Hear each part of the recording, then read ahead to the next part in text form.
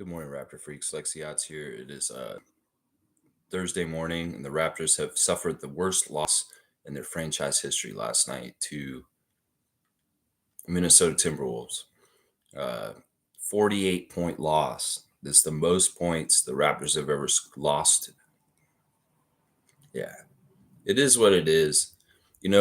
Before the game, when I started hearing all the injuries and I heard that we were going to start Malik Williams at center, I got strong Boxing Day vibes from the Tampa season against the Cleveland Cavaliers. That day, we lost by 40 also. Got blown out on another person's home court, the Cleveland Cavaliers home court, when we had Svi Mahalik, Delano Banton, Chris Boucher, Yuta Watanabe, joined by four replacement players like an hour before the game. Jawan Morgan, Daniel Otero, Tremont Waters, and DJ Wilson. These guys had not played together at all. Like an hour before the game, half the team had to show up and play. This is a similar situation with what happened last night. Now, you could say we had Emmanuel Quickly. Yeah, one of our starters, just one. And then we had our rookie. Those were the two best players we had on our team yesterday. Grady Dick and Emmanuel Quickly. That's not a very good basis to start when you're dealing with one of the top teams in the West, even if they have some of their best players not playing. Obviously, the Timberwolves are a very towering team. It starts with Rudy Gobert, but it really goes all the way out to all five positions with longer arms than average, as evidenced by Jalen's brother Jaden and Naz Reid and people like that. Yeah, in some ways, this was not a good matchup for us in any kind of way. And because we took rest days for some of the guys who played the night before against the Lakers, we really didn't have nobody show up for this one. Nobody. No Gary, no Oshai coming back. Those guys decided to stay out. And we added RJ and Kelly to the injury list for last night. Part of it was a back-to-back.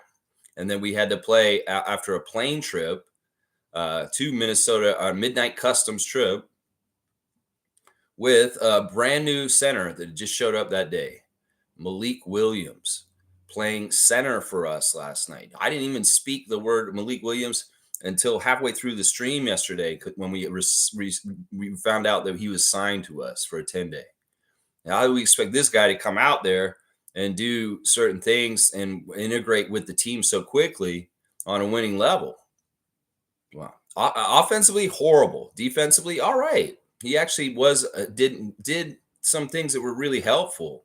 The size of Malik Williams showing up with some of the bodying, the rebounding. There's some defensive stuff that he did was great, but offensively horrible. Did not make a shot. And Monique was standing up for him in the chat, and I was like, "Yeah, but Monique, he's missing bunnies." I give him some credit if he was missing. He did take a three. He did have a couple shots he took from outside, but mostly everything he shot was near the basket. He needs to make those. It doesn't matter if he's on a new team. He needs to make bunny shots that everybody makes. That if you're a NBA professional, you make bunny shots. In fact, that was part of the problem again last night overall for the Raptors.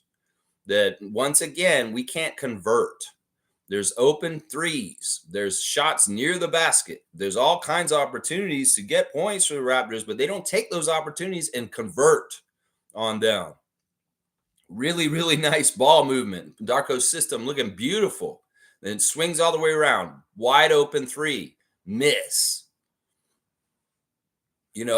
Guys work so hard to get in the paint. Sure, I understand Gobert's in there. There's a lot of length you're going up against. It's hard to make it. Layup, missed.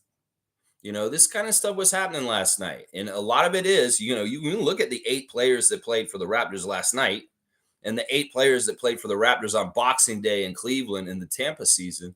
And these teams are very similar. That's why I said in the chat, in the Facebook chat before the game, this game's giving me Boxing Day vibes. I said that before they even tipped off.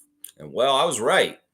The worst loss in franchise history for the Toronto Raptors. It is what it is. In some ways, whatever. In some ways, I hate having this kind of shit on Darko's resume. I really, really do. In some ways, it's not Darko's fault. In some ways, it's like, look, this team, they fucking really sucked in garbage time last night. The lead wasn't that much, but they really poured it on near the end because their garbage time was much better. In fact, it was our guy Leonard Miller who came out there and added the last touches of the extra points beating us. Leonard Miller, Fort Erie, Canadian, a guy I was very high on last year in the draft. Also, G League Ignite. Yeah, it was kind of cool to see Leonard out there, but he was killing us and outscoring our very bottom of the barrel 8 guys. Now, Darko said a lot of this was fatigue. Think about it. He only had 8 guys available. So he's subbing in 3 instead of like doing 4 or 5. He's been doing 9-man rotations for sure, if not 10-man rotations often. Never 8-man rotations. And especially with the caliber of talent that he had available to him, his hands are tied. What is he supposed to do? It's not like he can go any further. He's starting the end of the bench because that's who he has to start because nobody else is available.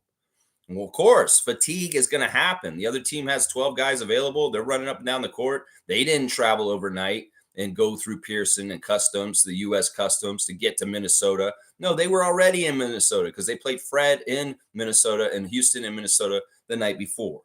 So there's a lot of different factors for why the Raptors could be looking like very tired and fatigued more and more throughout the end of the game. You got a bunch of guys who are playing extended minutes and aren't used to playing extended minutes. You got G Leaguers out there playing full rotation minutes and starters minutes. So that's just how it is. You got a top Western team with a top defensive player in the league, and you got a lot of length. You got a playoff run that matters still. It'd be another thing if the Timberwolves were kind of set where they were at the top of the Western Conference, but no. There's competition between them, the Thunder, and the Nuggets. That is very important to figure out the final seeding for the playoffs. So they have everything to play for right up until the end of the season. So no let up on that. No let up. We did hang with them for a little while. I felt pretty good in the first half for a while, kind of hanging with them. But, they really separated once again after halftime. The second half shows the talent imbalance of the Raptors' current crop of guys who are available to play right now. It doesn't match up to the talent of a normal NBA team that's on the other side. So there's a lot of different issues here. A lot of different issues. We can talk about size difference. We can talk about vet difference. We can talk about fatigue difference. We can talk about playing together and playing a lot with each other difference. There's all kinds of reasons why the worst loss in the franchise history of the Raptors happened last night. There's a lot of reasons why. And if y'all want to really look at the autopsy of the body, we can tell you the cause of death. And seriously, I mean, what's the point? Some people are getting so bent out of shape about it. Part of it is a symptom of the new NBA also. In some ways, scoring records and scoring things are going to get broken like crazy because scoring is up. Scoring is juiced. Scoring is on roids right now. A lot of these scoring records that are going to happen these days are really indicative of the higher scoring in general in the league and the three-point shooting and all this kind of stuff. So, of course, the Raptors are going to get their worst franchise record loss in their history in this new era of ultra high scoring. The expansion Raptors weren't any worse than the team last night. I'm just going to say that, y'all. They could lose a game by 48 if that was the way the scoring was in the late 90s. That's not what it was. And instead, a 30-point blowout would be the equivalent of a 48-point blowout now. So it's not like, listen, this is transferable between ages of the NBA. You can't look at the stats because everything changes. The preference and the overindulgence of the three at this point is part of it there too. So, I mean, if people want reasons or excuses for why this happened, I mean, pick which one you want from what I just said. Seriously. Just pick whichever one you want. Seriously. So, all right, let's get into it all. I was not totally keen on doing stars for this game. I figured since it's the worst loss in franchise history, I want y'all to tell me. Actually, Tommy, if you're here, could you put up a poll, or somebody could put up a poll? Should Lex give stars for the game last night, or should he just say no? We're not giving stars for this game last night. No stars for the worst loss in franchise history. That's up to y'all. Now, you can, if there's no poll up in there, I mean, I could just do it real quick. I don't know. It may distract me too much. Let me see. Start a poll. Let's see. All right. Should Lex do stars of the game for last night? All right.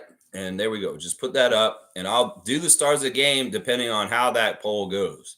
So there we go. I put a poll in, y'all. Should I do the stars of the game today or should I not? Should I not do the stars of the game? We'll have to see.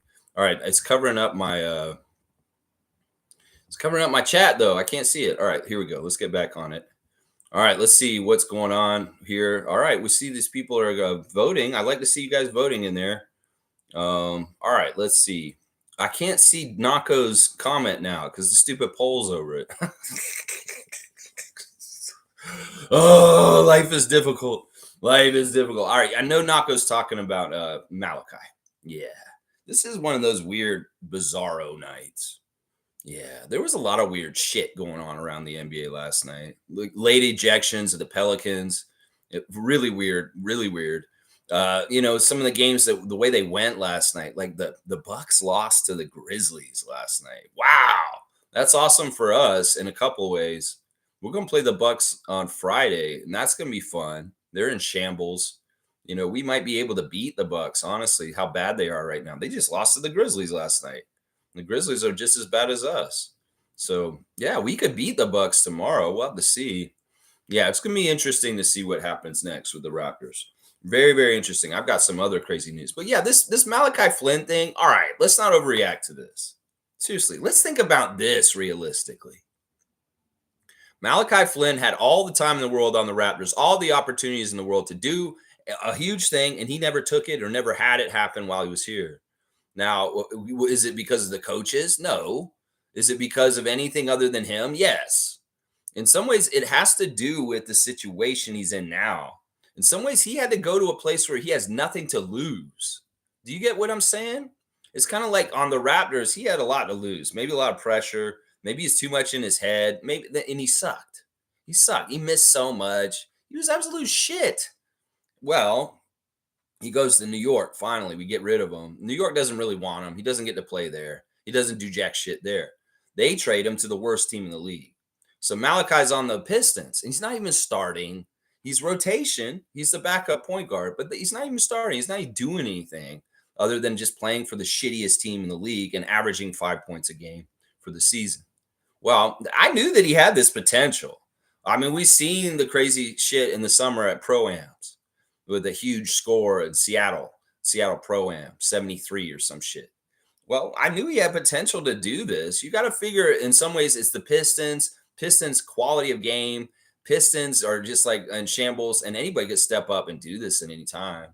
Seriously, if Javon Freeman Liberty went off for 50 before the Raptors, before the end of the season, I wouldn't be shocked if it was the right conditions with the right team that was shitty, and he could just go off and get certain things. In some ways, I'm impressed by this with Malachi. In some ways, there's things about this that are awesome. And honestly, I don't think there's anything that's that bad about it. Who cares if he got 50 for the Pistons? They lost. Who cares? If there's any casual Raptor fans out there saying some dumbass shit that we should have kept Malachi because of this 50-point game, you're an idiot. You're absolutely an idiot. For one 50-point game like this in a loss, that's the other thing. It's the quality of the 50 points. He didn't even win the game for them, and he got 50 points. So, yeah, toot your horn. Some sort of weird shit's going on. It's Mercury retrograde started on April Fool's Day. And, well, the retrograde's grading the retro in the weird ways right now. Raptors' worst loss ever, and Malachi Flynn gets 50 points. In fact, he broke an NBA record, the person with the lowest scoring average to score 50 points in NBA history.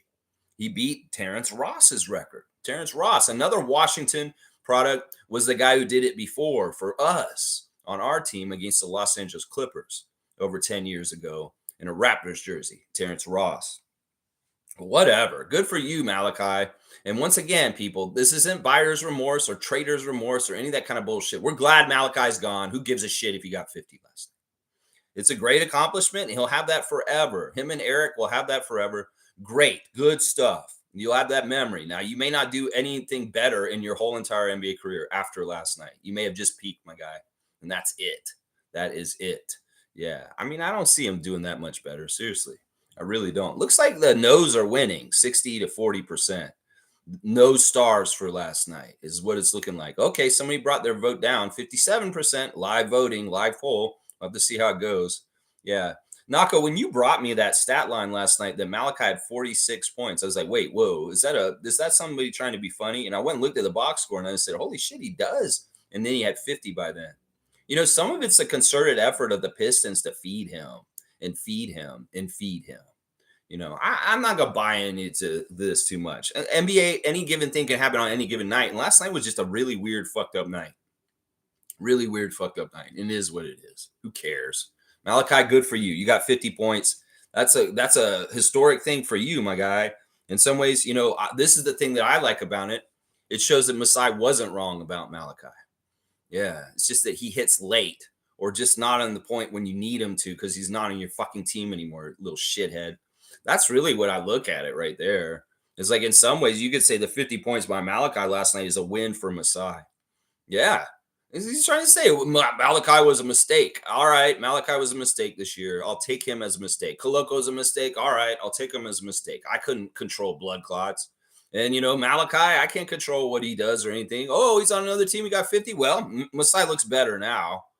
He did draft him in the first round. And this guy went and got 50. It's just that this guy's such a clown. He can't do it in the right time order of how he's supposed to do his career. So fuck off, Malachi Flynn, with your cheap ass dime store fucking 50 points last night. Seriously. The substance and the quality of your 50 points is a grade D minus, honestly. Considering the situation, you're playing the Hawks, you still lost, and yeah, whatever. Hollow 50. Makes Masai look good, though. Makes him look good. Like, yeah, you see why Malachi was drafted by Masai Ujiri. He's just that the motherfucker couldn't show up in the 3.5 years that we had him on our team. Seriously, what the fuck is this, Malachi? You were playing for the Raptors 4 months ago. And if you could have done anything like this, you didn't even get to 40 with us. How the fuck do you get to 50 with them?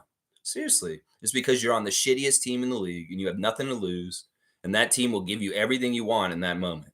In some ways, it's like, whoa, well, he wasn't ready in Tampa season to go big and get 50 at that time. He had opportunities on our team to get 50 on the Tampa season. If he had played at Boxing Day in Cleveland that one year, if he wasn't one of the COVID people that was out and not available, he probably maybe could have got 50 against Cavs on Boxing Day, the day that they blew us out. Who knows? The settings for Malachi to get 50 usually have to do with amateurs on the court also. Yeah, high school players, college players that don't make the NBA. That's usually when he can get 50. Oh, is it a Rico Hines run? Okay, he can get 50. Oh, is this a Toronto Mattamy, Toronto Pro-Am with Scotty Barnes? Oh, he can get 50. Yeah, not normally in the NBA, but maybe that says something about the Pistons games right now and the quality of what's going on with them in some ways. Yeah. All right, let's keep going. All right, James is here. James is saying 18 and 25 is super efficient. He did it against their starters, not scrubs. I'm talking about Malachi. Yeah, but you know what? Who cares? The Hawks are not a good defensive team. We know this.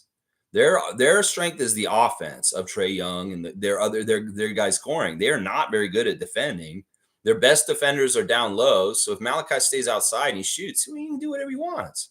So I mean, in some ways, yeah, I get it. It's against the number one team of the Hawks, but come on now. Trae Young's been hurt. They haven't been exactly tearing it up defensively. The Hawks are one of the worst defensive teams in the league, honestly. So that's part of it. Trevor's saying, good morning, Raptors family. All I can say is, wow. All right, let me get the box. Cosmic card, classic card of the day, commissioned by Trevor J. We're going to get this card out, and we're going to see who is going to get the answer. First person to write in the full name will get 100 points added to their Raptor Freak trivia score. All right, let me see who we got today. All right, picking it blind. Let's see. Oh, wow. Okay. This is interesting. I don't know. You guys may get this guy.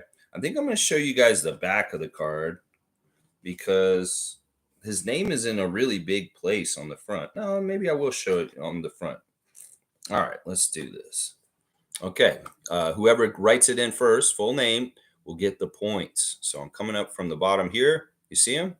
All right. Let's see if we can get it up close. And I don't want any light on him. You guys see who that is? He's a Sun, obviously. Phoenix Suns. Who knows who that is? This one may be a little tough, guys. Honestly, Eric Flynn? No, that's not Eric Flynn. That's funny though. That could be Eric Flynn. That's really funny. Eric Flynn never played. There we go. Smooth got it. Smooth is undefeated. That is Frank Johnson, not the most well-known Phoenix Sun last name Johnson. That would be Kevin Johnson. There's a couple other Johnsons, but Frank Johnson's right. Smooth Brown Man. He is the master of the classic car of the day. That is advanced, honestly. Yeah, Frank Johnson.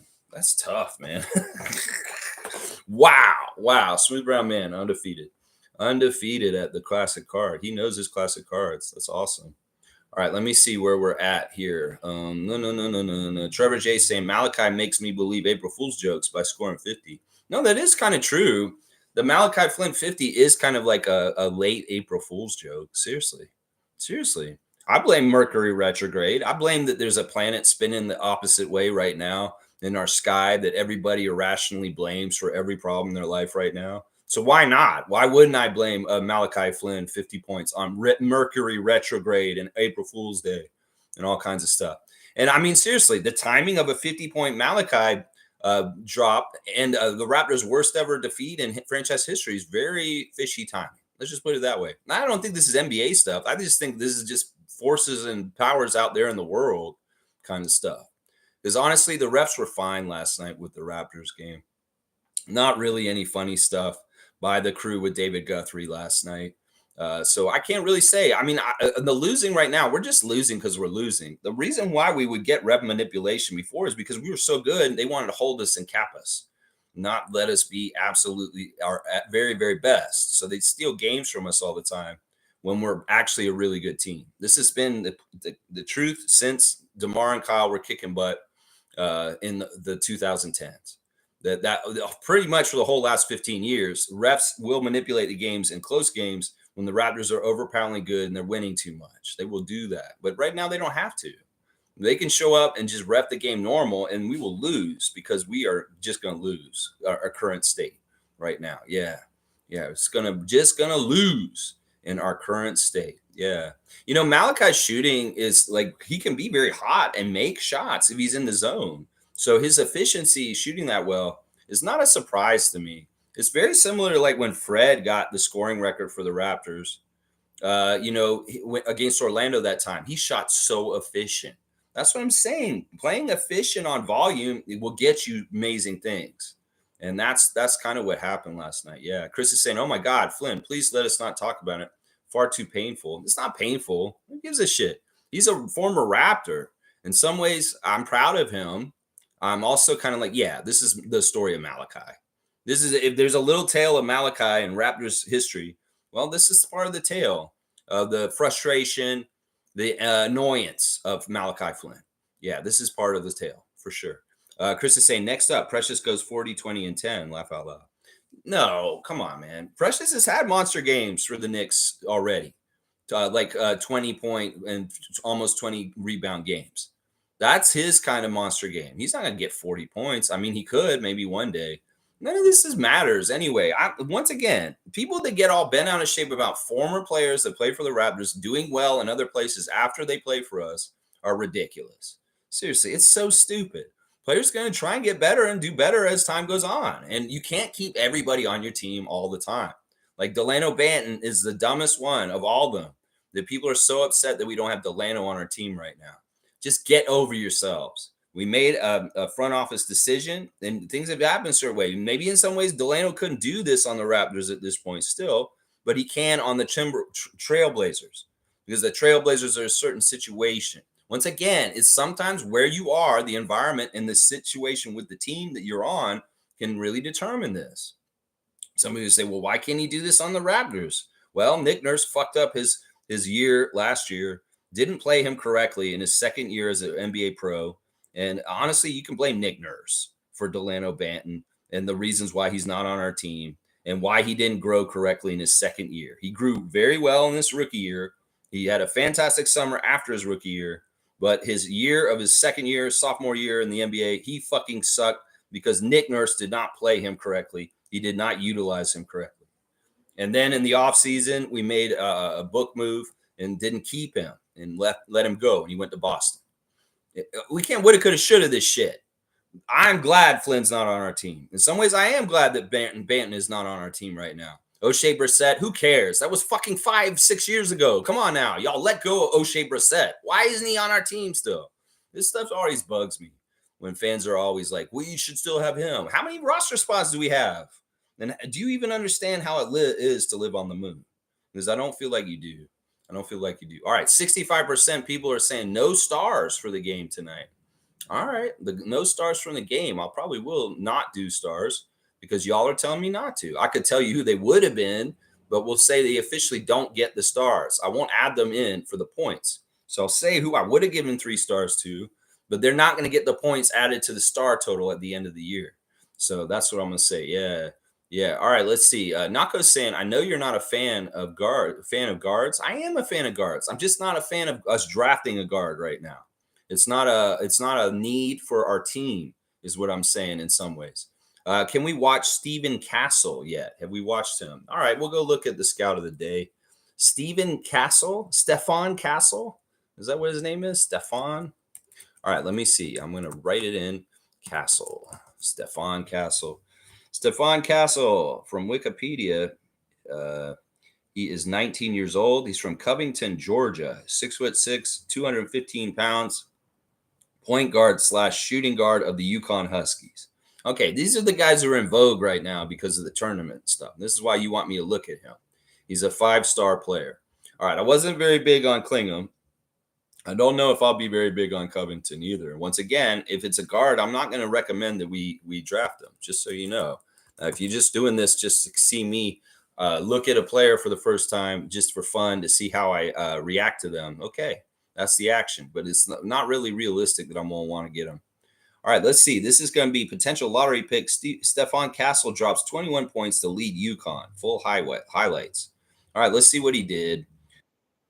All right, let's see. There's the tip. All right, he's number 5. Okay, I see. There's Klingham. He passes it to cutting Castle. Castle throws it down. It looks like he's got pretty good size for a guard.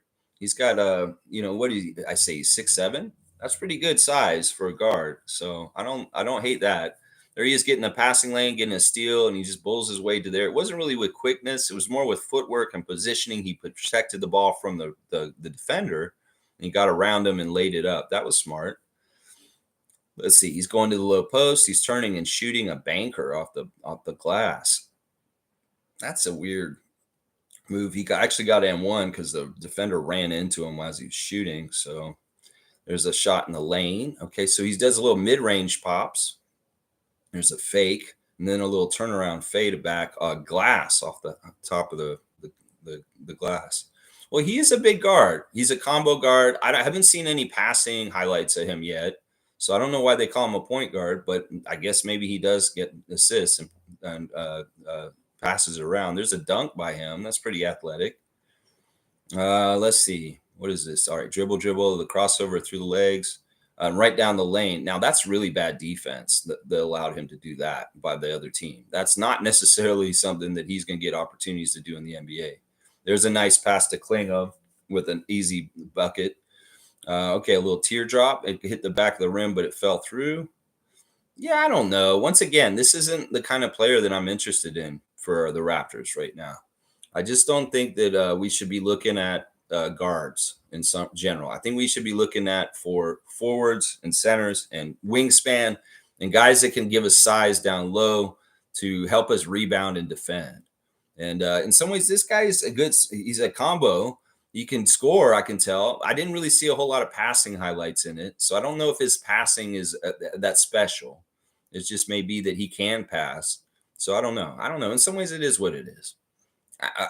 He's in the tournament. Okay, good for him. I'm not interested in him. I'm not interested in any of the Huskies. I'll just say that. Chris is saying maybe, and for my guy JFL, a bright spot was 6 assists, 60% from the field, and when the team shot 36%. All right, now this is my number 1 star of the game. If I was going to give stars, is Javon Freeman Liberty. Actually, is the guy that I had chosen to be the number 1 star. But y'all don't want me to give him points because it's saying 64% of y'all do not want star points given to the guys. Yeah, JFL was the best player for the Raptors last night. 6 of 10, 2 of 4 from three, 2 of 2 from the free throw line, 5 rebounds, 6 assists, 1 steal, 16 points. He was a minus 36, which is one of the worst, though, also. But you know what? He was hooping. And there were times in the game last night where I was like, Javon's finally hooping. This is what I've been saying that he should just do. Is if, like, seriously, if you're going to make this league, be who you are and hoop. The problem is that hooping don't translate against most NBA teams. Now, the Timberwolves are weird. They have a good defense, but in some ways they have big wide holes. And they have a weird offense too. That's not very good. In fact, I was not impressed with the Timberwolves last night. I know they were missing Cat and Mike Conley, but I'm going to tell you right now, the Timberwolves ain't going to do jack shit in the playoffs. We know this. This is like they get the playoffs and they do certain things, but they don't have life for the playoffs, honestly. Their offense can go too stagnant. Considering the defensive team we had out there, the fact that the Minnesota Timberwolves struggled so much in the first half offensively means they're going to have a bad postseason. I'm going to tell you that right now. You're playing the bottom 8 players on our team in some ways, and y'all could not score in the first quarter like we couldn't either. Y'all have problems. Y'all have problems. I'm going to say that right now. Now, Javon was hooping, and that's what I wanted to see. I wanted to see Javon play Javon's game, and that's going to the basket quick. That's taking quick threes when you get the shots, and he was doing that. And he's finally playing his game. But his game does not translate most times, and it was against that particular opponent that he could get loose and get going. But yeah, Javon was the dude as far as who I wanted to pick as the number 1 star for last night. Dwara was the second star. He won't get no star points for this. Dwara was infuriating at times, but he made up for it with pure hustle. He had some dumb turnovers in the first half, but then I saw him get after it. And in particular, he was really battling on the boards and against guys who were way bigger than him and keeping the ball alive for the Raptors by just tipping it in the middle in there with Gobert and just fighting. And Wara was a difficult game for him. It wasn't pretty altogether, but he did his best considering. 4 for 9, 1 of 4 from 3, 5 of 6 from the free throw line, 13 rebounds for Jordan Wara, double-double, 14 points, 5 assists, 4 turnovers, a minus 29. Yeah, I mean, it's really with every single one of the Raptors last night, it's a mixed bag of bad with maybe some good. And JFL and Wara had their lumps and they had their ugly spots, but they also had really good spots too. The third star of the game for me last night in this game is Jalen McDaniels. He actually won the McDaniels battle. Jaden versus Jalen. They get to start against each other. That's kind of fun that they started Jalen McDaniels last night against his brother Jaden. But I was mystified. Why the fuck do they not guard each other? Pretty much the whole entire game, they were guarding other people than each other. And then near the end of the game, we saw a little bit of Jalen versus Jaden kind of stuff. I don't know. Do they have some sort of written pact or unwritten pact where they say we won't play each other in the NBA? We're our brothers. We played each other all our lives. And it's just not fair. We're both very good defensively, and we'll hurt each other's offensive games if we guard each other. I was just wondering, why the fuck are the McDaniels not playing each other? Why are they not matched up with each other? It's weird. There were times where they matched up, but Jalen was better than Jaden. 6 of 15 from the field, 37 minutes, 13 points. Not really earth-shattering or crazy good, but still, he was better than his brother. 8 rebounds, 4 assists, 3 turnovers. And the thing is that apparently Jalen McDaniels had won every game against his brother in his career until last night. That this was the first time ever Jaden McDaniels beat Jalen McDaniels in an NBA game. So, well, you might as well do it right. Do it in the worst possible franchise loss ever in the history of the Raptors. Jalen McDaniels. Lose that record that way. But you had a good game yourself. So those would have been my 3 stars, but y'all voted in a poll to not count them. Javon Freeman Liberty, Jordan Wara, and Jaden McDaniels. I could give a honorable mention to Grady Dick also. Grady Dick had his moments, but in some ways I don't even want to get him associated with his game last night. So we won't even leave him on the list for that game. So yeah, in the end, 66% of y'all are saying don't count the stars. So I'm going to go ahead and do that. I'm ending the poll now. Thank you guys for your votes. Very, very cool. Very, very cool. Yeah. Nako's first comment, now that I can read it, is he will never do this again, but the minority of NBA players ever put up 50. Kudos to Malachi. Some of those shots pretty tough. Getting 4 steals is also wild. He's just on, and he got a lot of minutes. He was efficient. He was playing the way he's supposed to play. He's playing finally the way he's supposed to play in some ways. Now, at a very high level, for sure. And yeah, there's not very many players that have gotten 50 in the league. That's for sure. For sure. For sure. Yeah, yeah. Nako's saying, I don't blame him, but Malik Williams just looked lost out there. He did a couple things really good right away. He was getting rebounds for us, and that was very needed. In some ways, it's great to have him here. I know part of the reason why we got him is he's friends with Jordan Wara. They played together at Louisville. They were actually teammates in college. So in some ways, the synergy of Wara with Malik Williams is supposed to be natural and already kind of there because they have experience knowing each other and they're actually good friends. So that was something that I was wondering about with Malik Williams. I found that out during the game, but it was something I was wondering about when I saw he was going to start, because Kelly was out. I was like, oh man, this is going to be Cleveland. This is going to be Boxing Day kind of shit right here. I knew it. As soon as I was like, we're bringing in a guy who just showed up and joined our team today to start for us tonight. That's Cleveland shit. That's fucking Boxing Day debacle bullshit, like right there. If somebody is coming to start for the Raptors and they were not a Raptor the day before, that's this kind of shit. This kind of shit. I'm sorry. That's just how it is. Replacement players. Daniel Arturo, Tremont Waters, Juwan Morgan. Yeah, DJ Wilson. Replacement players. Emergency players brought in. Yeah. Let me look at Malik's stat line because it is bad. 0 for 7, 0 for 2 at the free throw line. But he did get 5 rebounds, 1 assist, 1 steal, and 2 blocks. Minus 24. Did not score a single damn point. In some ways, I don't care that he didn't score the points. In some ways, just having a center, a presence, a rebounder, that was great. But still, only 5 rebounds. It seems like he could have gotten more. He did seem lost out there. I think that in some ways, that is natural, considering he just learned. He's never played with these teammates other than Jordan before in his life. And coach's system, trying to learn it and trying to do everything right in the right way. It's just going to be tough. It's just going to be tough. Yeah.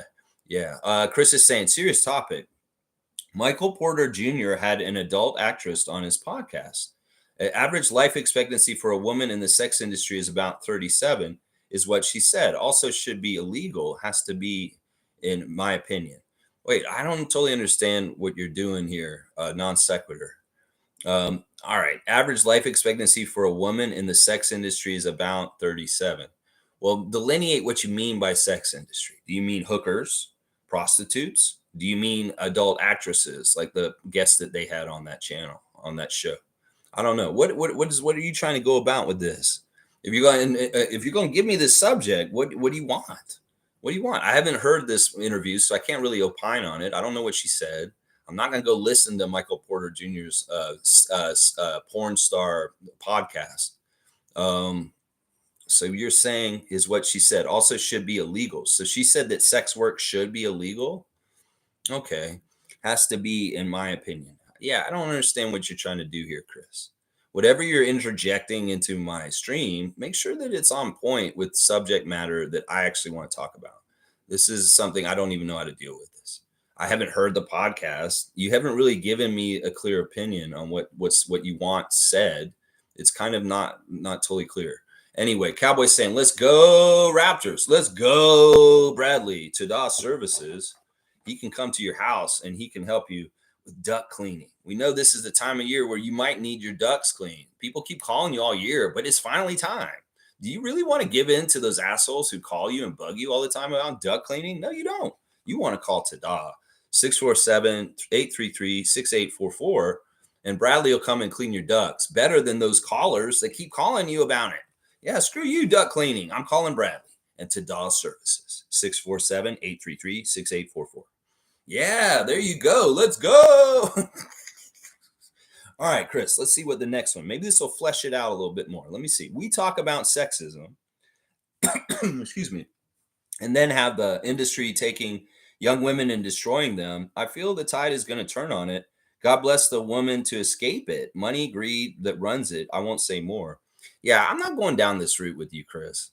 In some ways, I know I'm a wide open channel and I talk about all kinds of shit, but I might tighten it up going forward. This may be the kind of shit that I don't want involved anymore because my time's going to go down.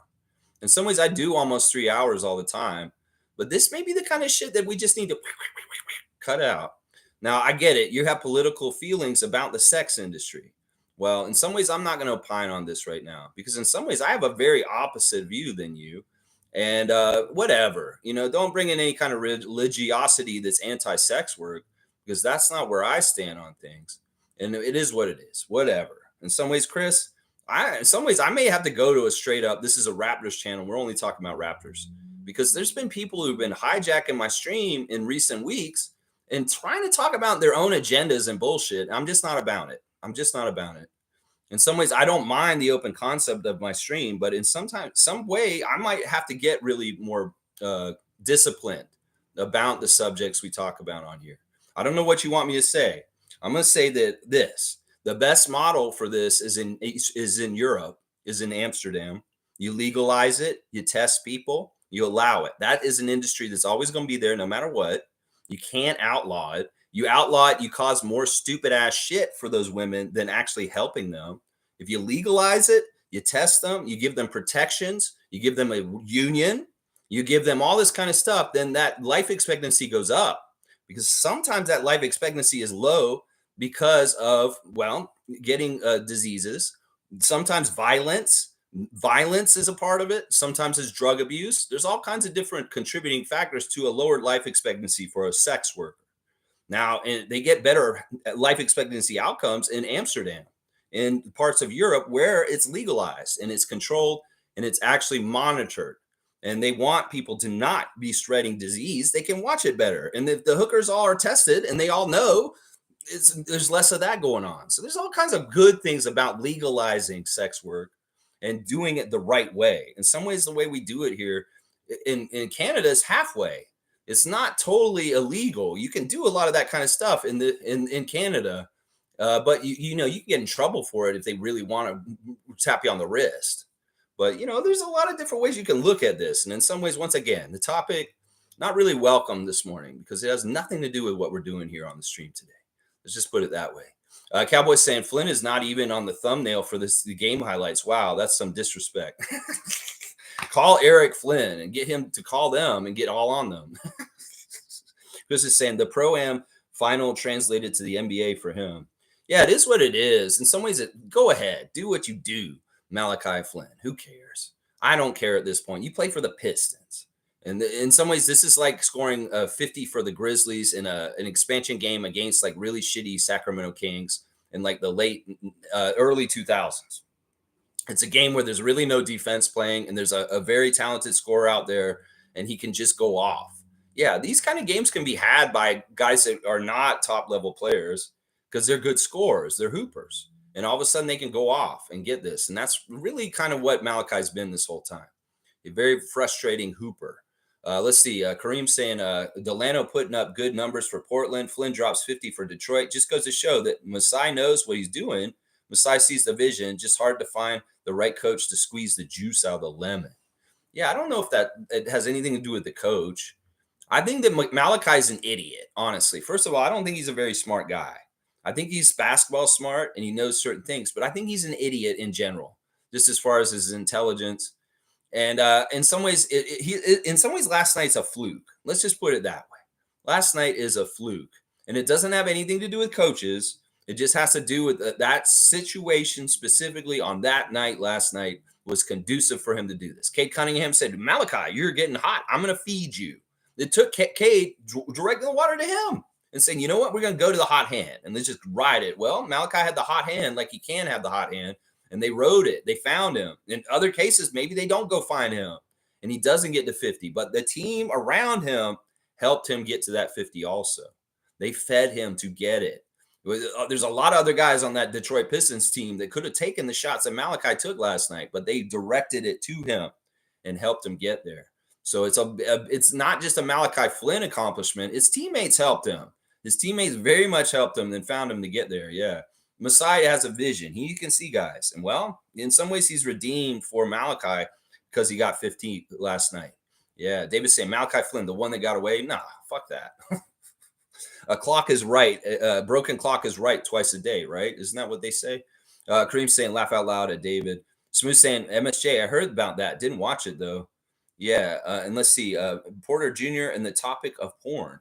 Yeah, I have no idea what that's. In some ways, I don't give a shit. In some ways, I don't even want to talk about the Porter family ever again. Fuck them. Fuck them. Michael Porter does not play for us, and his brother does not anymore either. So in some ways, it's not really apropos to our channel. I mean, if you guys want me to get in political discussions about sex work, we can do that.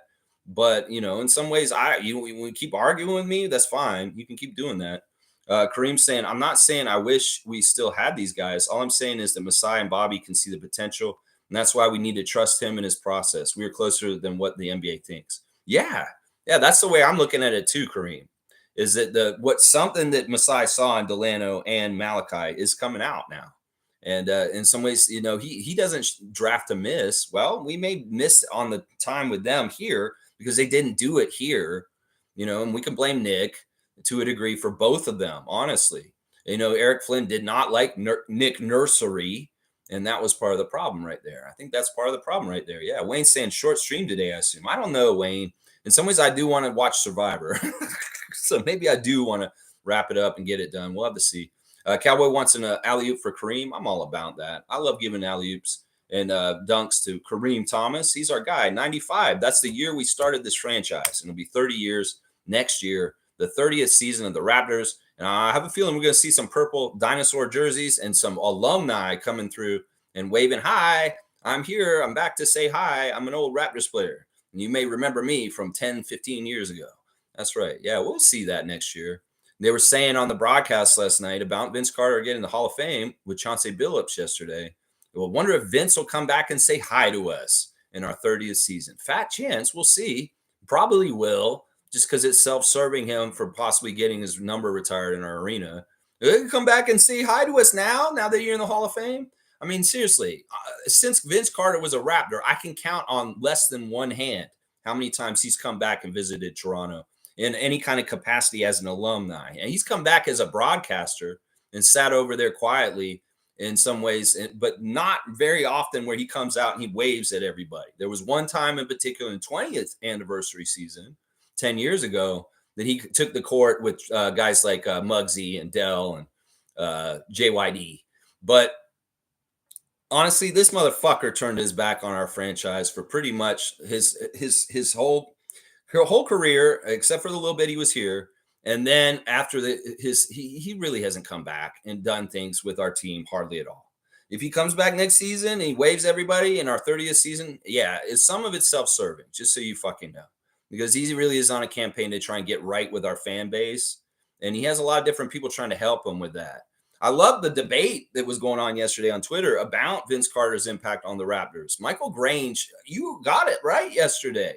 Your series of tweets about the importance of Vince Carter was actually very much on point. In fact, I feel like reading them.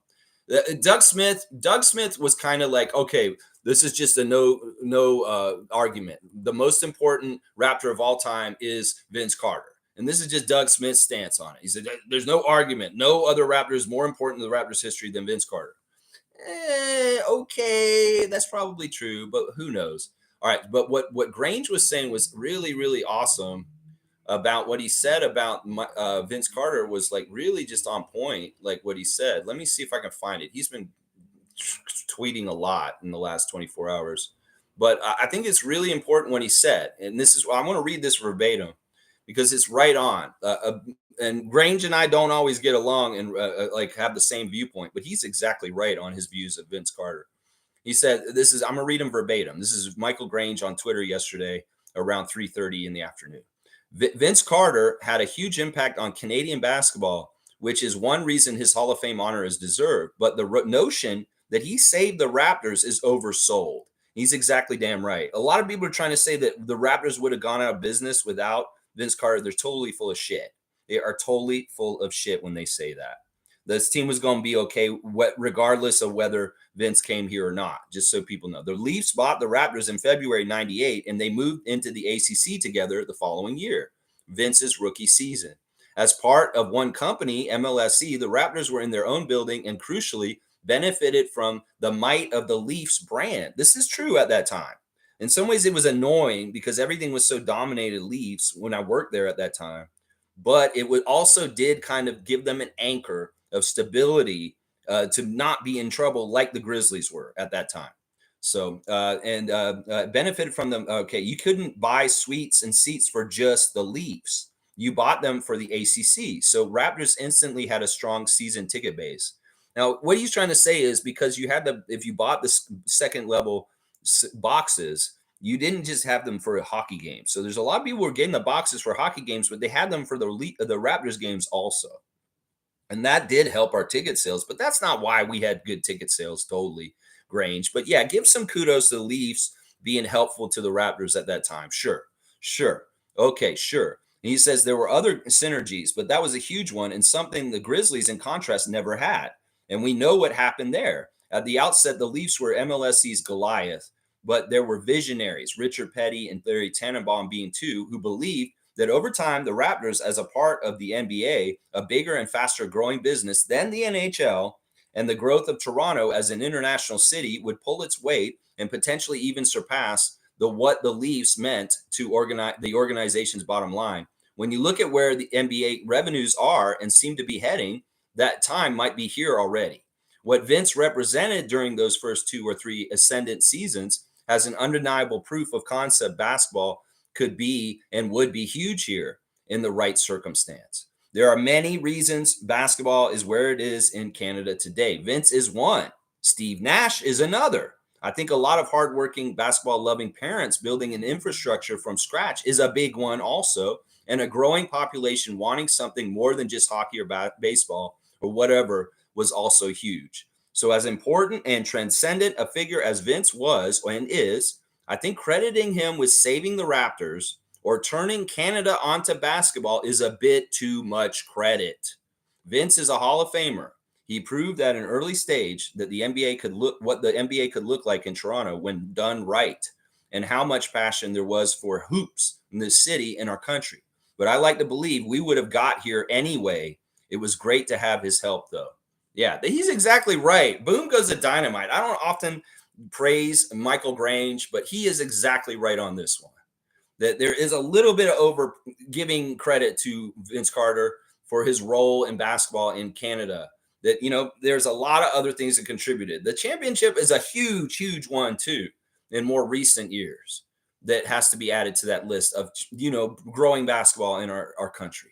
So good job, Michael Grange. Not often am I giving you kudos, but I'm going to give them to you today for your points on Vince Carter yesterday on Twitter. I feel like they were exactly right.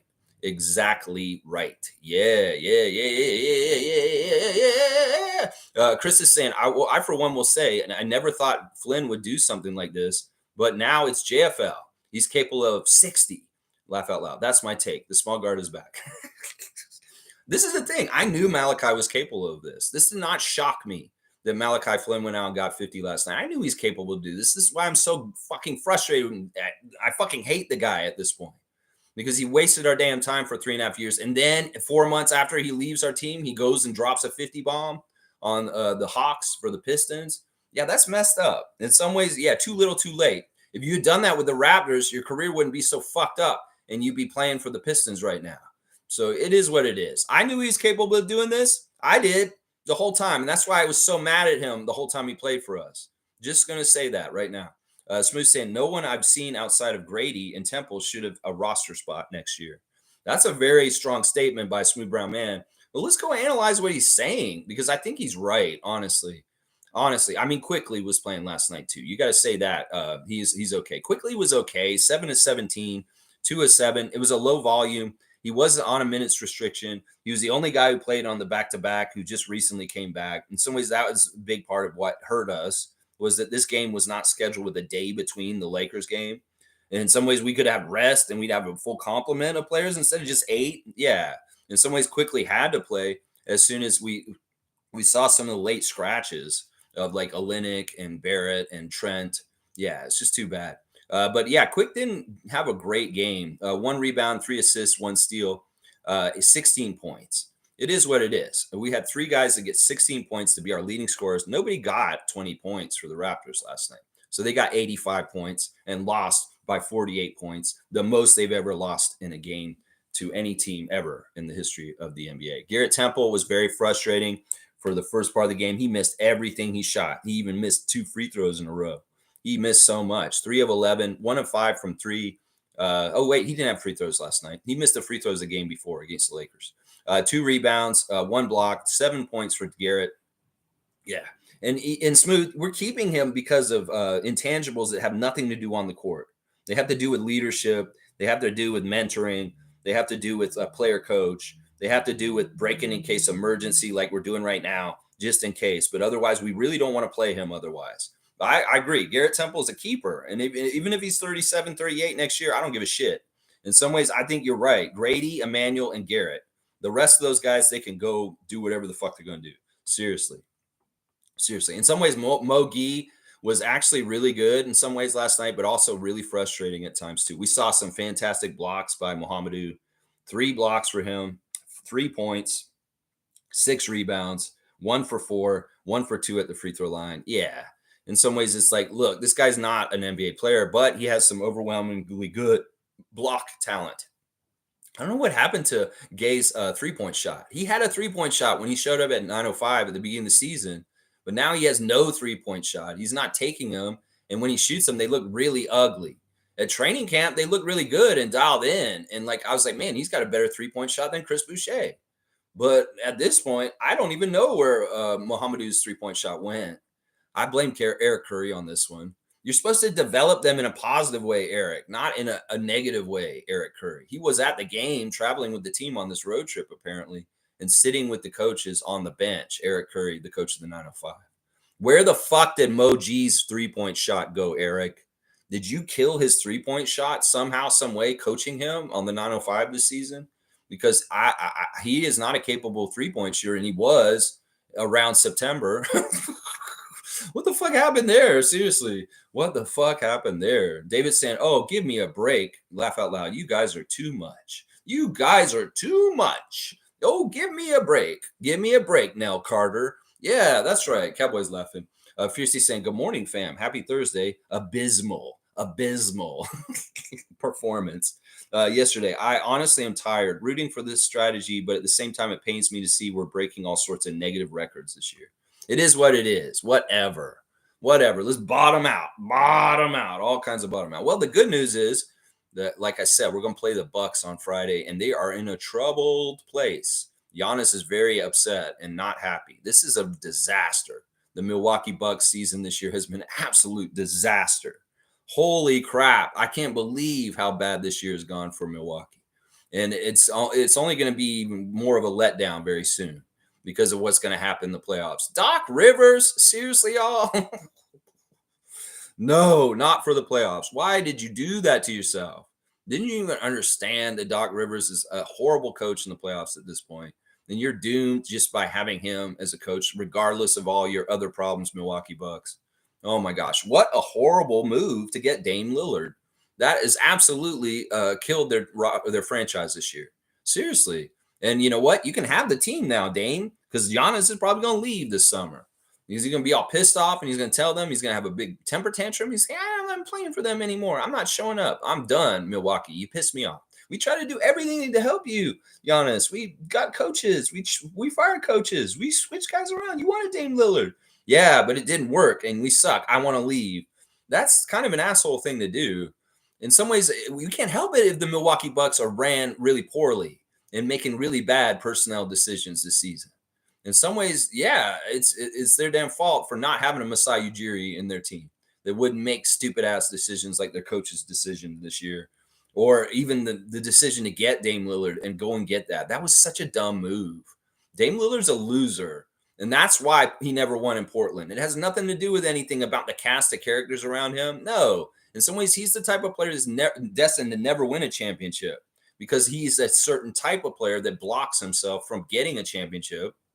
I've talked about this. High volume guys, they're a certain way and certain things. Yeah, they're not going to be the right guys. And that's just what's happening. He's blocking the Bucks from getting a championship because of the player who he is. He's just destined to be that. He should have just let himself be a Portland Trailblazer lifer and stayed with his family and just stayed there and shut the fuck up and didn't give a shit about championships. That is the problem. He listened to all the noise around everywhere and said, oh, I need to get a championship. I really need to try hard. How can I do this? Oh, I really want to make sure I go the right team this summer. And if I don't, I'm going to ixnay the trade, just being a prima donna in stupid ways. Well, you get what you get. Bucks, Giannis, and Dame Lillard. You get what you get. That's what I'm saying right there. Yeah. Yeah. In some ways, I just took Fiercey's comment about the Raptors and I turned it on the Bucks and talked about how abysmal things are for them right now. It's much worse because they have so much promise and they already know they're kind of cooked for the playoffs. The playoffs are still in like another week. It's crazy. It's crazy. Crazy. Tom Duke saying, I'm with Smooth. Can it get any worse? Good morning. Well, let's not say shit like this. Seriously. Somebody said, oh, it can't get any worse than this early this season. No, just shut up, y'all. Just shut the fuck up. Seriously. Let's not say shit like this anymore. Like, can it get any worse? It can always get worse, Tom. We're going to talk about how it can get better. How about that instead? In fact, we're going to look at the Instagram stories real quick. That'll be where we can see where it can get better. Mr. New York City has got his 905 video on blast on his Instagram stories. And then he was playing World of Warcraft or Wars something. He's playing some video game and he wanted somebody to play it with him. So I don't know. They're playing like Warzone or some shit, Call of Duty or some shit like that is what he's on there. Marquise playing video games yesterday. And he's like putting on blast Malachi getting the 50 last night. So he's proud of it. 50 ball is tough, Mally, is what he's saying to the guy. Fred VanVleet also very much celebrating his protege. Malachi Flynn for getting 50 last night. You know, he's probably shocked by that a little bit. Seriously, I think all these guys are a little shocked by it, a little bit shocked by it. Let's see, Marquise is sitting on the bench, and he's got a song saying, "I was drumming to a different dream." You know, he's ready for his chance. He's tweeting about, "I'm ready to get out there and get my chance." Now, Scotty, he posted this last night at around 2 a.m. I miss hooping, and it's just a black screen, and it's probably in reply to the Raptors' worst ever franchise loss last night. In some ways, he probably feels helpless. And he's like, man, if I had played, I would never let that happen. And you know what? You're right, Scott. If you played last night, there was no way we're going to get the franchise worst record, worst score ever in the history of the Raptors. If you had played last night, and in some ways, he can feel that. And he's probably like, I want to get out there. I want to play. I sent him a message on this post asking him, will you come back before the end of the season? They haven't officially shut you down, Scott. So are you going to come back before the end of the season somehow, some way? In some ways, I'd like to see that. I know you're basketball jonesing to get back out there. So maybe we'll see it. He misses hooping. As of 2 a.m. last night, he misses hooping. Malachi celebrating his 50 point. Malachi Flynn, you like that, huh? 50 points? Yeah, you like that. He's got Fred VanVleet celebrating it on his Instagram stories. He's got Javon Freeman Liberty or somebody. I think that's not Javon Freeman Liberty. Yeah, everybody's celebrating Malachi Flynn's 50. Matt Devlin's having dinner with a MasterCard and the Raptors. It's some sort of full episode where they're eating some sort of hot dog with cheese and stuff. I don't know what's going on there. MasterCard Canada with Matt Devlin. Go try a hot dog at the Dish. I think that's what's going on there. Let's see. Grady's got his game on blast. 14 points, 2 rebounds. Yeah, it's not really anything to brag about. Coloco celebrating Malachi's 50 on his Instagram stories. Malachi Flynn getting that 50. Let's see. Who else? Scotty Barnes. You know what? Scotty's really proud of this. Scotty was featured in GQ Sports for his fashion sitting on the sideline.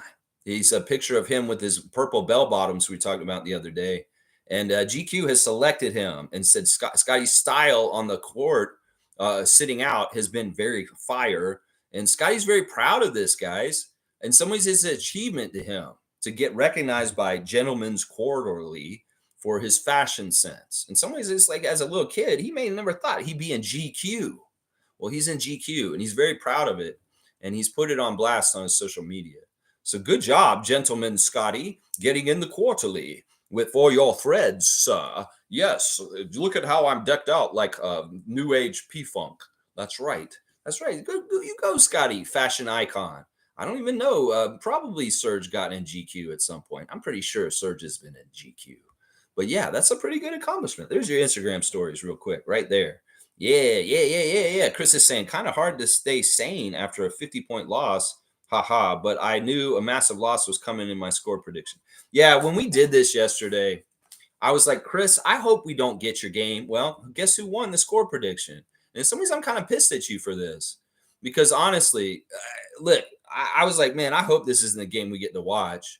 Because it did end up being that game. And this is part of the reason why I don't want to do this anymore. In some ways, I want to win right now already, and I don't really kind of want to do this game anymore for the rest of the season, to be honest. All right, I'm gonna break this down with you guys. Guardian Transit, you got last, 66 points off the score. Monique was the second to last, 60 points off the score. Of course, both of them picked the Raptors to win. That's a big part of it. David, 43 points off the score. You're 12th. Kareem Thomas, 11th, 34 points off the score. G, 10th, 33 points off the score. Trevor J, 9th, 32 points off the score. Eighth place, Naco the Nacho, 31 points off the score. Tied for sixth, Cowboy and James, both 30 points off the score. Tom Duke in the top five, number 5, 29 off the score. Seymour Pape, number 4, 27 points off the score. Myself, number 3, 21 points off the score. Randolph Phillips got second, 18 points off the score. And Chris did get the score the closest. He was 15 points off the score.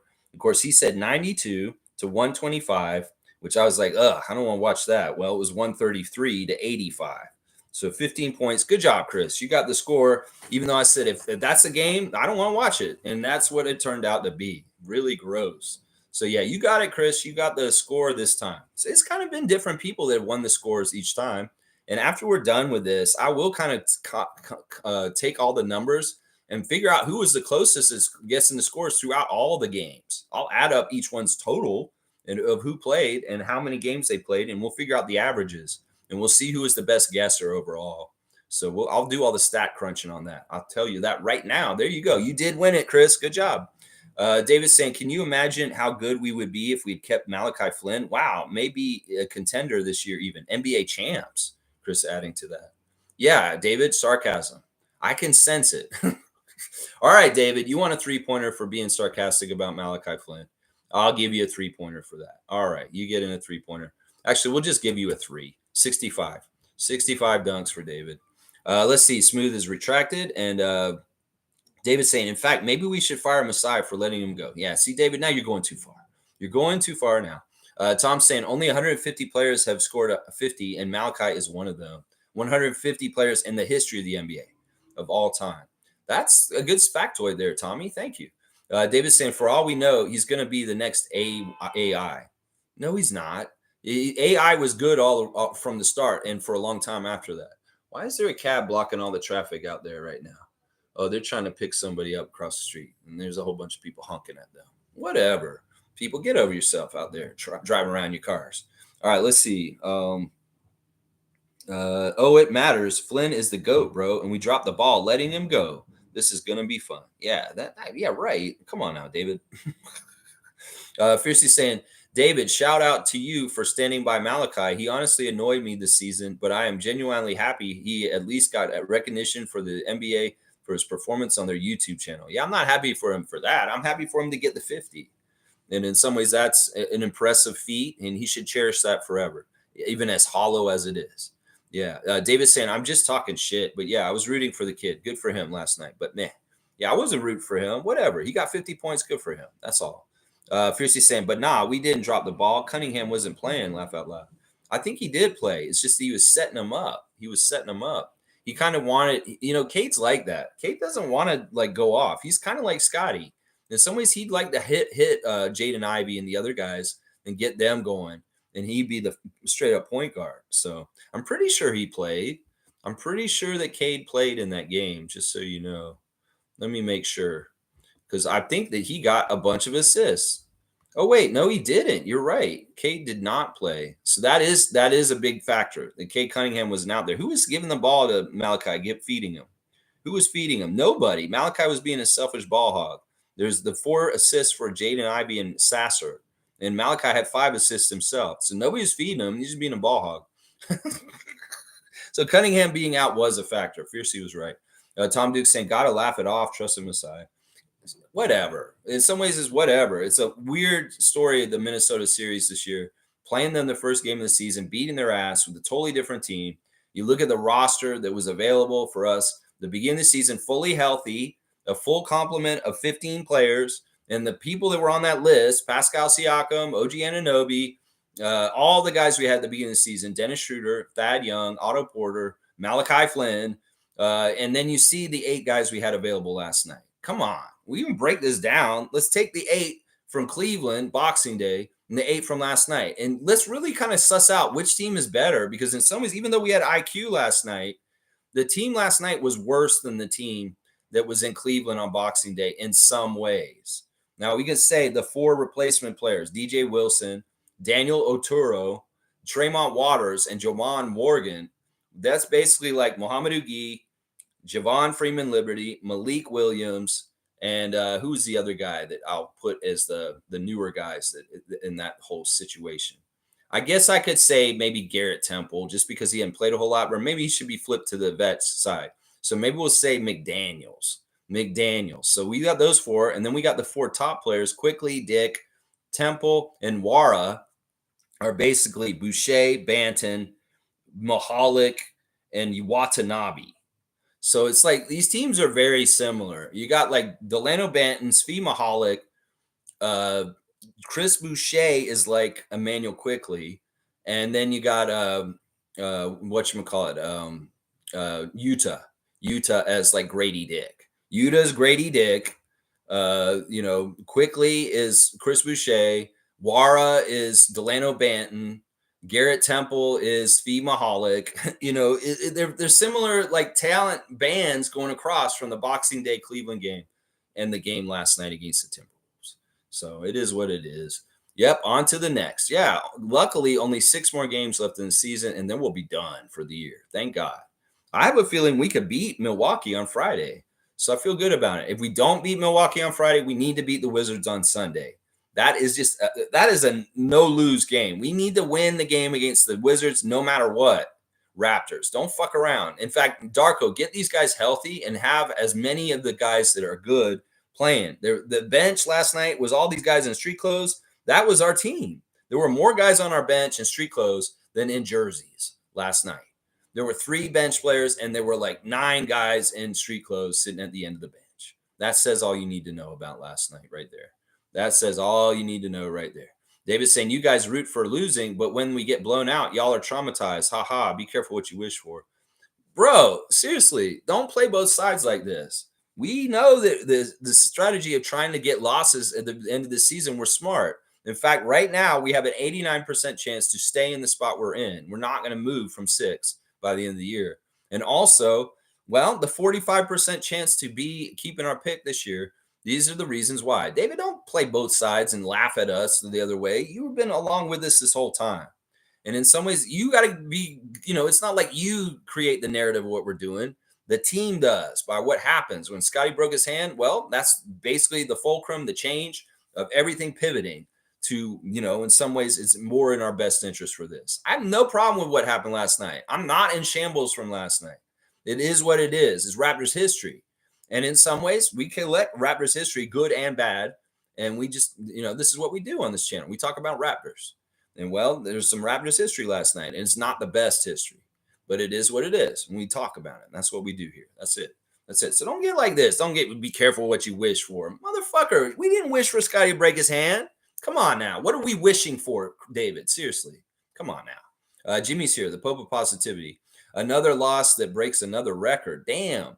And at this point, it's obvious what we're doing. And people beat us and have the ego to talk trash on us. Laugh my ass off.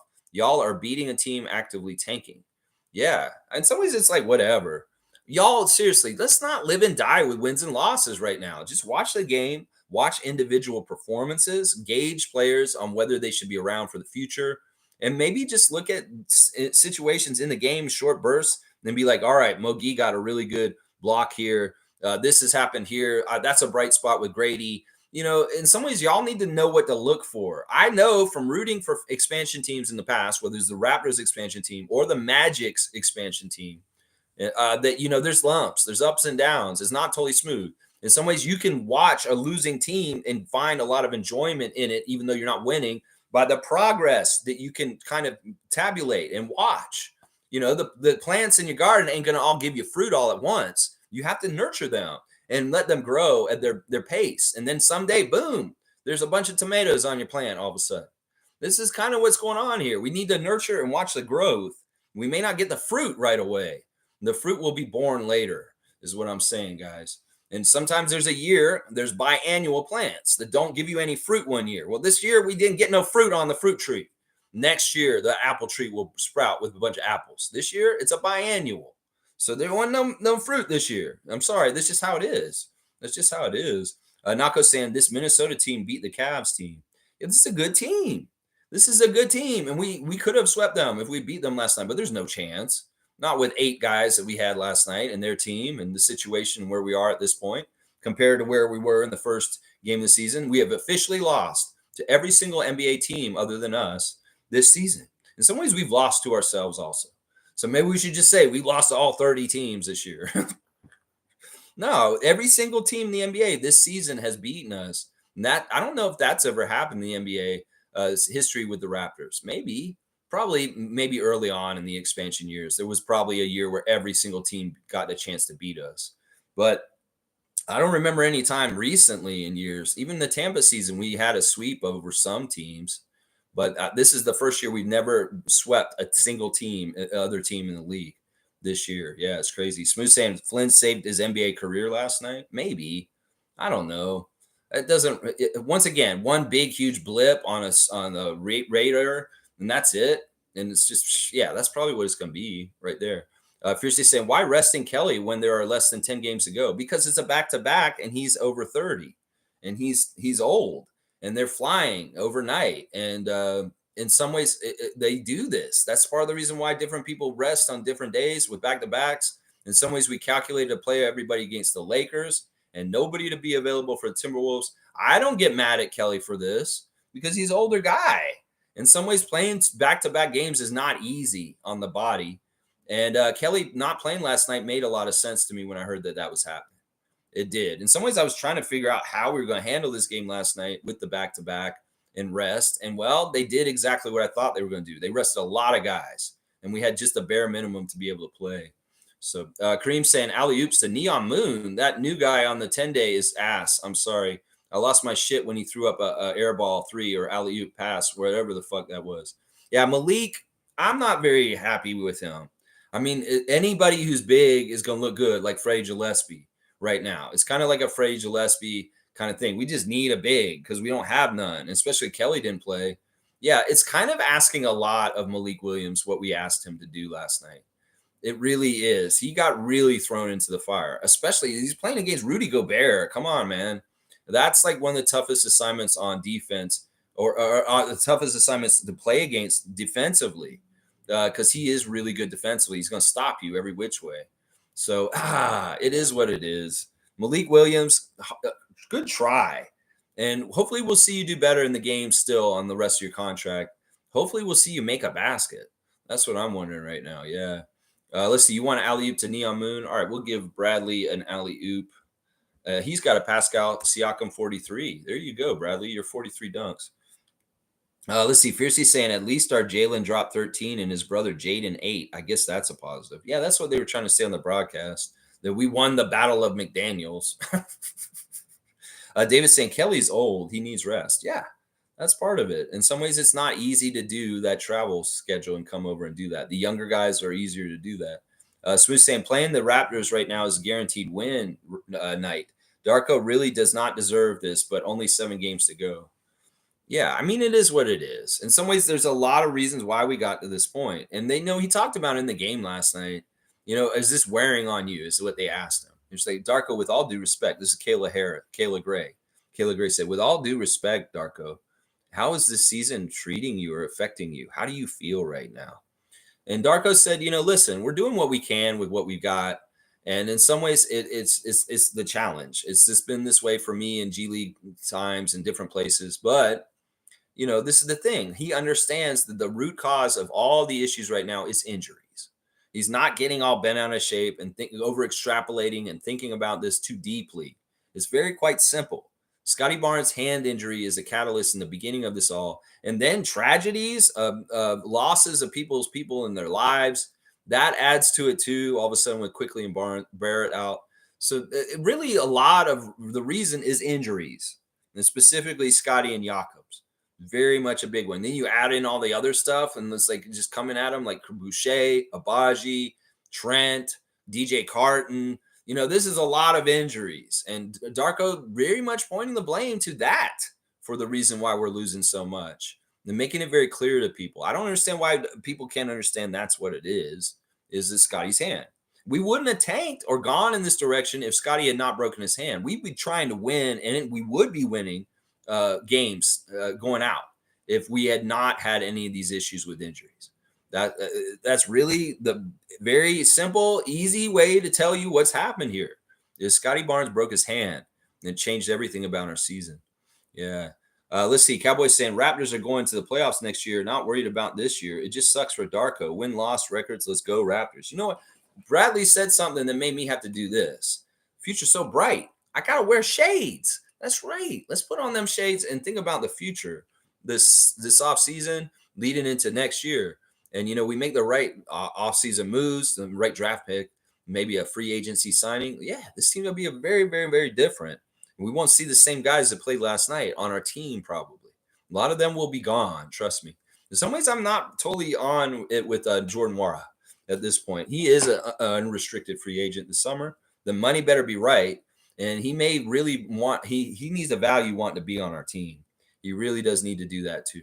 So I don't know. In some ways, he's not totally for sure as far as like going forward with me. And I know some people have said the only guys I care about keeping are Emmanuel, Grady, and Garrett right now. And the rest of them can just take off.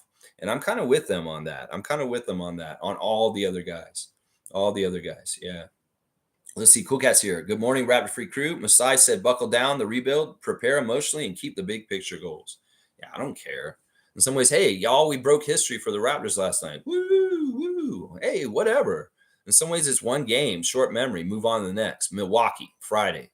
And that's the way they're thinking right now. You think they're down in the doldrums and all upset about this shit? No, they are not.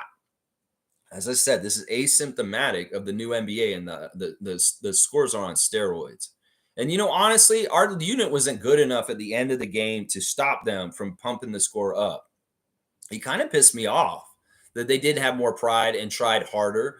But honestly, what do you expect from that group that was out there as far as their talent level? And even the end of the bench for the Timberwolves was better than the guys we had out there starting.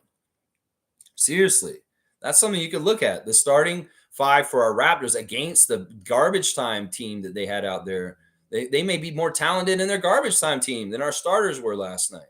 It seemed like it, at least in the garbage time, because they really separated even further in the garbage time. Those Timberwolves were just killing us at each part, except for the first quarter. They were kind of shitty, and we could hang with them when the score was really low.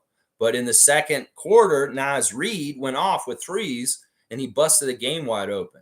And that was a huge factor. And then Anthony Edwards was just surgical with the way he was scoring and doing stuff. He finally started hitting threes against us all of a sudden. He'd been really cold for a three-pointer, and all of a sudden Anthony Edwards got his three-point shot going against us. So, Anthony Edwards, Rudy Gobert, Naz Reid, these are huge factors in parts of why we lost last night, for sure. Yeah. Let's see. Monique is here, the super fan Monique Lawrence. Good morning, Raptor Freak family. Jordan and Grady were the only stars of the game, but really no one gets it. Yeah, we did a poll. I'm not going to count the stars of the game. In fact, I'm going to go ahead and put a red box over it and say these guys are not going to get counted, guys. Sorry.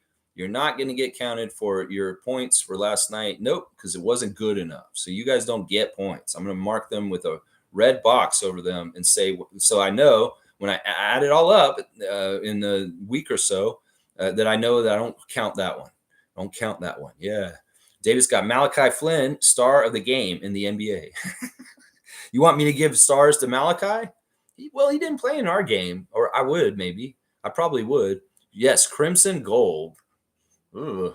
All right, let's see. G saying, Masai drafted well. Nurse is not good with young growing players, in my opinion. He is good with a built-out team and a superstar. Our pipeline dried out, and this is the result, starting over now. Yeah, we can blame a lot of this on Nick. As far as dropping the ball with Koloko, dropping the ball with Delano, dropping the ball with Malachi.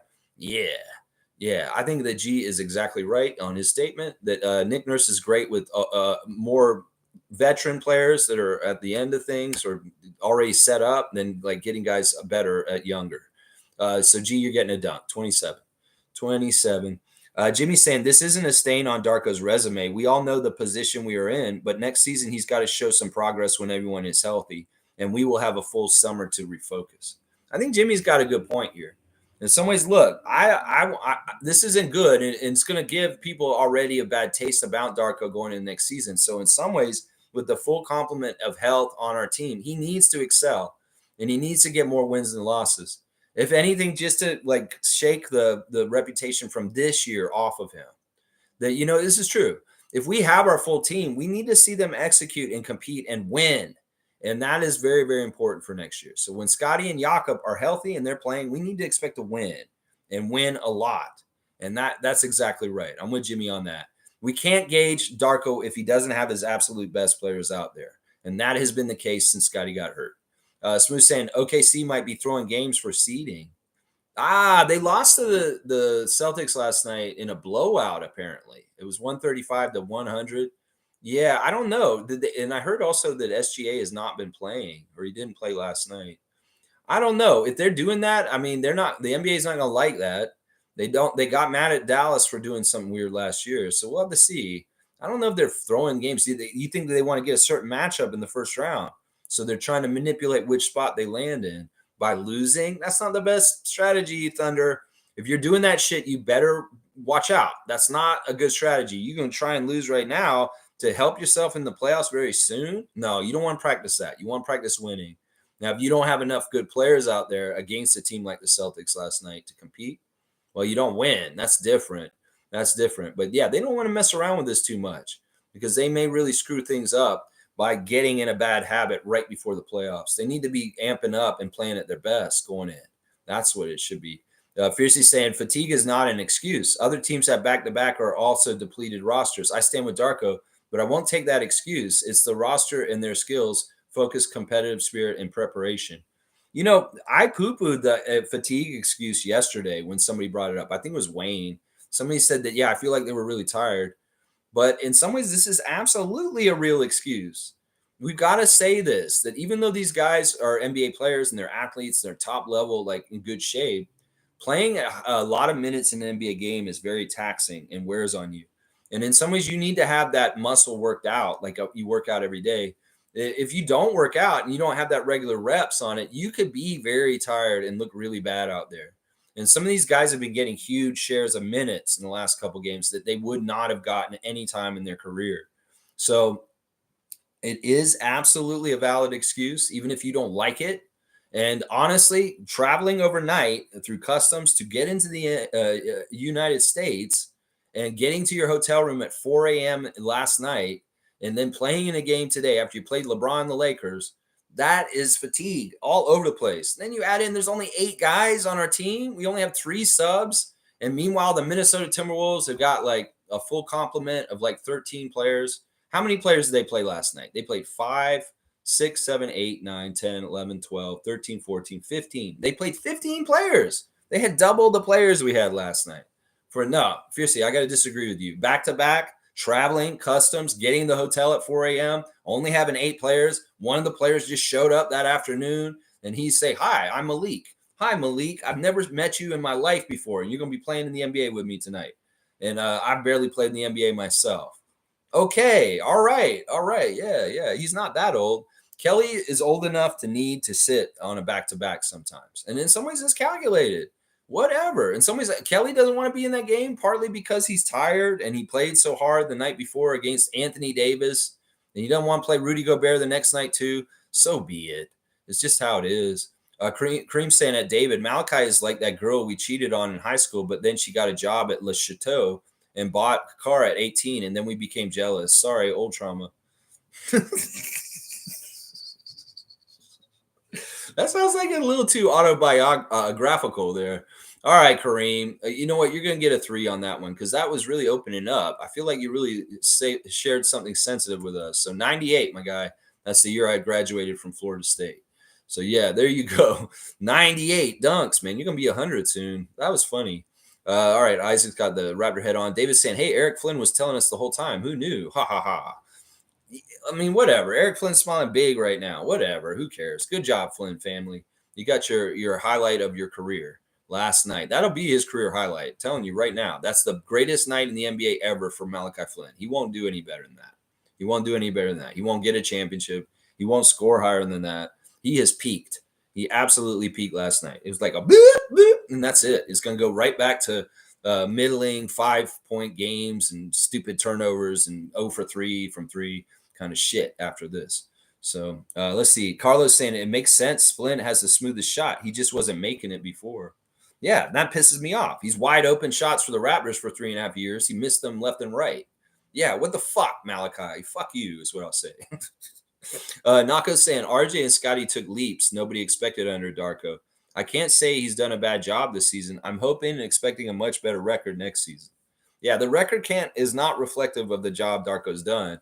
In fact, listen, the consistency and the way he's handled things has been badass considering how tumultuous it's been.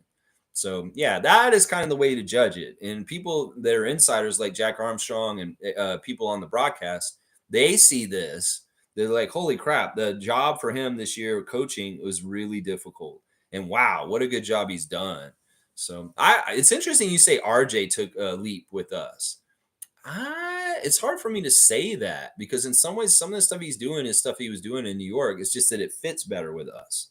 It just fits better with us. I would say that Scotty definitely took a leap. And I think it's no coincidence that we hired Darko. And then that summer, Scotty has an amazing summer of developing and becoming what he became this year, the conditioning and all that kind of stuff. Fiercey saying, laughing at Kareem, don't sleep on Les Chateau. They have fire dresses. All right, Fiercey, you can get a dunk for adding on to that fun. 74 dunks for Fiercey. Let's see. Cool Cat saying we can still appreciate the effort of the players even in historic loss. They are not our usual starters. Lessons learned. Yeah, I mean, there's always a bright spot by Grady somewhere. You see something that Grady does, and you're like, yeah, we're gonna be all right. Last night, what it was him finding his shot in mid range. There was a couple of plays where Grady did like a little dribble into the get close to the basket and then popping shot, stop and pop. And then there's been plays where he comes in off of an inbounds pass and he gets a really nice set play in a corner shot and he makes it. There's really good stuff with Grady. He's such a fundamentally good shooter. And I love seeing him trying to create his own shots. That was kind of what we saw last night. Him taking the ball and putting it on the floor and dribbling to a spot to get a spot and then jumping up and shooting over guys real quick. That is really, really good. And we're seeing more and more different sides of Grady's game as we see him play this year that make me think, wow, this guy can do it all. Seriously, there's a lot of things he can do offensively that I wouldn't have thought he could, that he actually can. And my eyes keep opening wider and wider while I'm watching Grady. There's always at least one moment where I'm like, wow, okay, all right then, Grady. All right then. That seems to happen every single game recently. And last night was really the stop and pop. It was the mid range and him finding spots and saying, I'm going to get to this spot around my defender and stop and shoot and put it in. And really, really looks so fundamentally good. The shot and the elevation and the way it goes through the basket. Yeah. Cowboys saying, I think we should always have stars of the game. Always. No, historic worst loss of the year. The franchise. No, not last night. No. Smooth saying, I thought it was the Pacers. I don't know what you're referring to. Fiercey saying, stars of the game should be when there is effort, not for a mediocre night. I'm sorry, I had to say it. Well, there was effort out there. It just doesn't add up. It just doesn't add up. A part of the problem last night was we could not get our offense going. We went stagnate a lot, and that makes sense. Minnesota is one of the top defensive teams in the league. They got Rudy Gobert in the middle, and that makes it really hard to make up close shots. Well, if you're not hitting your outside shots that you're getting open, well, you're screwed. You're just not going to – you're going to have a really hard time scoring. And it's not even just Rudy. It's guys like Naz Reid. It's guys like Jaden McDaniels. It's guys like Nickel. They're all long-arm players, and they are very good defensively in kind of harassing and not allowing good open shots. You take a not very talented Raptors team overall, and nobody's scoring, and you get like an 80-point scoring game, and like they did last night. It was really hard for the Raptors to score last night. They didn't have very good offensive talent themselves, and they were playing a very top-level defensive team that is really hard to score on in general. G saying, we had a new 10-day start versus Gobert. Once we establish the center spot with the pipeline of centers, this team will perform much better. Yeah, I mean, we're going to have Pirtle and Olynyk hopefully healthy next season. We'll be in good shape. And if we have a prospect coming up that we get drafted, Zach, hopefully. We'll see. We'll see how it goes. Fiercey is getting a dap from Cowboy. And Cool Cat saying Pascal's Pacers lost to the Nets last night, too. Refs allowed a wrestling match. Laugh out loud. Lessons for a young team. Yeah, good job, Dennis Schroeder and the Brooklyn Nets beating the Pacers, I guess. I mean, it is what it is. The end of the season is getting a little screwy. There is a little bit of weird anomalies going on, like last night. All kinds of weirdness. Yeah, Cool Cat saying Mally's 50 points, good for his ego, but he needs to work on consistency.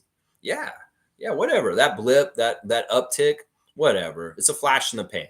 Let's just say that. I mean, he's a guy who's averaging 5 points a game, and he got a 50-point game all of a sudden. You think that this is normal? No. No, I wonder how much his scoring average went up just because of last night. Seriously, I wonder how much it went up. Fiercely saying Malachi did annoy me at times this season, but him being on the shittiest team should not dampen his performance. That shitty team beat us this year. No, it does dampen it. I'm sorry, it does.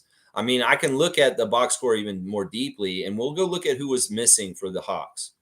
Okay. Okay, they did have Capella. They had Hunter and Johnson and Bogdanovich and Murray. So still no Trae Young. Not that that would have helped them defensively. Yeah, I don't know. In some ways, this Hawks team has been kind of struggling recently. They're a playing team. They're not a top level team, and they're missing their number one player. So I don't know about this. Let's not pump Malachi's performance up that much. He's on a shitty team that's not playing for anything. And in some ways, everything was conducive for him to do that in some ways on that team. It's not necessarily conducive for him on any of the other teams in the league. It's the Pistons that it's conducive for Malachi to get 50 points. He ain't going to get 50 points for the Knicks. And he wouldn't have gotten 50 points for us, even in all the chances he had in the Tampa season when he was like a number one scoring option for us in games. He didn't get 50 points in those games. He had chances. He got a 30-point game once, I think, for the Raptors. But I can't remember any 40-point games or anywhere near a 50-point game. He had his chances with the Raptors, and it just didn't happen with us. It didn't happen with us, that's for sure. Dana's saying good morning, everyone. Cowboys saying good morning to Dana. Chris is saying we are mobile Howardsing this year. You're saying that we're tanking in a weird way.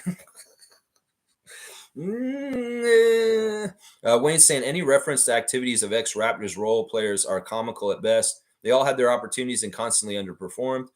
Detroit lost. Knicks lose without their starters. Portland too. There you go. Boom goes the dynamite. Wayne's getting a three-pointer because honestly, this is very on point. In some ways, I'm exactly with him. Once again, Sergeant Wayne's trainer and I, we are very much birds of a feather in some ways. 25, Chris Boucher dunks for you. 25 at this point. Yeah, I'm totally with this. It's comical at best. Who cares? It's the NBA. People going to keep playing their careers. They're going to get stuff. And they can't all get it for the Raptors. Fiercely saying, actually, Lex, the Bucks not only lost to Memphis, but also to Washington. Yeah, they lost to Washington before that. We are expected to lose, but the Bucks are under scrutiny. Things look bad. Well, this is what I'm saying. We'll have a day off today, and we're traveling to Milwaukee from Minnesota. That's not a totally horrible trip. And we're already stateside, so there's no customs, so they can get rest. And this is the thing. RJ's going to come back. Kelly's going to come back. IQ's going to come back. Well, he never left recently. And we're going to get some of these guys who sat out last night to come back for this very next game. Kelly and RJ will be back for sure. I'm positive. And a very good chance that Oshai and Gary could be available tomorrow also. So we get reinforcements. We get a little shot in the arm of adrenaline. Who knows? We could be adding the next very disappointing loss to the Milwaukee Bucks resume tomorrow night on their home court. If Memphis can beat them on their home court last night, we can beat the Bucks on their home court too. Doc Rivers is a choke artist. That's what I'll say right there. Giannis incoming. Davis saying that like that. Yeah, I feel good about tomorrow night. Darko, take this opportunity. It may not happen, but if it doesn't, we need to beat the Wizards on Sunday. That is extremely important. Yeah. G saying, David, that's what I'm talking about. Giannis incoming here. Yeah, I don't want Giannis on our team with Scotty. I don't. In some ways, Giannis has got a championship. In some ways, he's not as hungry as he could be. In some ways, he's a prima donna at this point. He's a golden boy. In some ways, he's very demanding. He's kind of like pushing the Bucks around to try and get what he wants. And in some ways, that's not the kind of franchise player I want around my team. In some ways, I want somebody who's going to work with the front office and not be complaining or, using kind of like threats, saying, if you don't do this, if you don't do that, I'm going to want to leave. That's kind of how he's been acting this last year on the down low. And in some ways, we don't want that energy up here, especially when we got a guy who's better than him, a guy who shoots better than him, a guy who's better clutch, a guy who plays smarter than him. And that's Scotty Barnes. In some ways, Scotty Barnes makes Giannis not necessary anymore. The Giannis sweepstakes may have been lost by the Raptors, and the Supermax went to Milwaukee and he stayed there, but it's a mess. And in some ways, we dodged a bullet, just like Kawhi leaving and going to the Clippers. Because Giannis may not have been a good idea for us being here, even though we all thought it was at the time. In some ways, we may have dodged a bullet, and instead we got Scotty. And Scotty being the number one guy on our team and being the most important player on our team is way more better than having Giannis be it. Trust me. Giannis is a flawed player. In some ways, Scotty is not a flawed player in any kind of way. And that's why I don't want Giannis showing up and getting in the spotlight with Scotty Barnes. Fuck that shit. Fuck that shit. So even if the Giannis sweepstake was something that we idealized and wanted before, I don't anymore. I don't anymore. Not at this point. It's Scotty's team. It's Scotty's team now, and we made those moves. Why the fuck will we ship everybody out this season, Siakam and all them, just to come and bring Giannis back here this summer and fucking go through a whole bunch of bullshit, murky shit because Giannis and Scotty play kind of the similar role? That doesn't make any sense. At this point, we've got our franchise player, and he's a better one than Giannis. People laugh at me and say, "You think Scotty Barnes is better than Giannis?" I do. I do. I think in the end, he is fundamentally a better player than Giannis because he does certain things better than him in certain ways. He's a better shooter than him. He's a better open court passer. He's a better defender than Giannis in some ways. When he gets fully into what his top level of defense, he's going to be a better defender than Giannis. Watch. So this is just how I look at it. In some ways, Giannis has flaws that people can use against him and win against the Bucks in some ways. So I'm not with this anymore, guys. I'm not with this. Giannis incoming. Let's see. Name was saying Malachi really was 2 years away from being 2 years away. Masai don't miss. Laugh out loud. All right, Nameless. You want a dunk? We'll give you a dunk for that. Yeah, I don't know if it was 2 years away from being 2 years away. Whatever. You've got the Chris Boucher 25 also. Wow. A lot of Chris Bouchers today. All right, let's see. Cowboy, you're way too early. We're not doing the score prediction for tomorrow. We'll do it tomorrow. So I'm not going to write this down now. You want me to write down 128 to 113 for the Bucks? Fuck that shit. We're going to win tomorrow. Now, you better come back around. If you want to have that score tomorrow, you write it then. That's right. You thought that was Eric Flynn in the Cosmic Car of the Day? No, it was Frank Johnson. And Smooth Brown Man got it once again. Frank Johnson. Frank Johnson. I don't know if he's related to those other guys. I think he is. I think he is related to another guy who's named Johnson in the league, but I don't remember which one. All right, let me see. Excuse me. I clear my throat there. Where am I in the comments? All right, there we go. Smooth is like Ahmad Rashad. He has the inside stuff. Yeah, I guess he is. All right, Kareem. You just mentioned Ahmad Rashad. What if a Smooth Brown Man is Ahmad Rashad? That would be awesome. It'd be like you used to date or you were married or you are married to Felicia Rashad, right? Isn't that right? Claire Huxtable from the Cosby Show. I don't know. Maybe Smooth Brown Man is Ahmad Rashad. That's why he knows all the classic cards because he was on Inside Stuff. Either way, no ill will towards you, Smooth Brown Man. Ahmad Rashad was a very smooth brown man, especially with his delivery on Inside Stuff. Yeah, respect. That's right. He was a rocket. That's why he knows Frank Johnson, because Frank Johnson was a rocket. He was a rocket. Houston, rocket. Yes. Let's see. Davis saying, "Hey, if we had Flynn last night, we would have won." I'm telling you, the environment of the defense between the Timberwolves and the Hawks is very different. Very, very, very different. In fact, they may be at the opposite ends of the spectrum as far as defensive fight they're going to put up against you, the Gobert wall. Yeah, it's a little bit different. Hawks defense versus Timberwolves defense. So, yeah, okay, sure. G saying, apparently Portland spoke to Caitlin Clark's camp about drafting her. What? Wow, that's kind of cool. You know, they announced the G League Coach of the Year, and it's the Stockton Kings G League coach, and she is female. You know, the Coach of the Year for the G League is the female coach in the G League. I think she's the only one, and she won Coach of the Year in the G League. That's pretty interesting. Well, things are changing. You know, this is not unheard of. There have been women drafted in men's sports in the past. There actually were women drafted into the NBA already, guys, just so y'all know.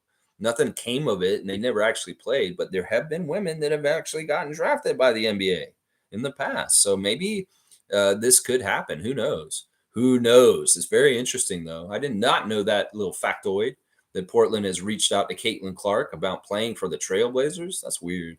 Kareem saying Giannis is like that pretty girl that all the guys want in high school, but she couldn't revise her multiplication table. All right, Kareem. Kareem woke up with a funny bone this morning. He's got it. He's got it right now. All right, I'm just gonna give you one. So you're at 100 now. You're at 100. You got 100 dunks now. You got 100. Yeah, that's pretty good. Let's see. Seymour saying tapping in from the Mountain Time region over Raptors over everything. He's got me, Darko, Masai, and Bobby in a little group there. Thank you, Seymour. Good to see you, my guy. Yeah, always good to see the sheriff. G saying Kareem will revise it for her. He revised the multiplication table for her. Yeah, get her before she gets that job at La Chateau and she has her own car, Kareem. You go back in that time machine, Marty McFly, and woulda, coulda, shoulda that differently.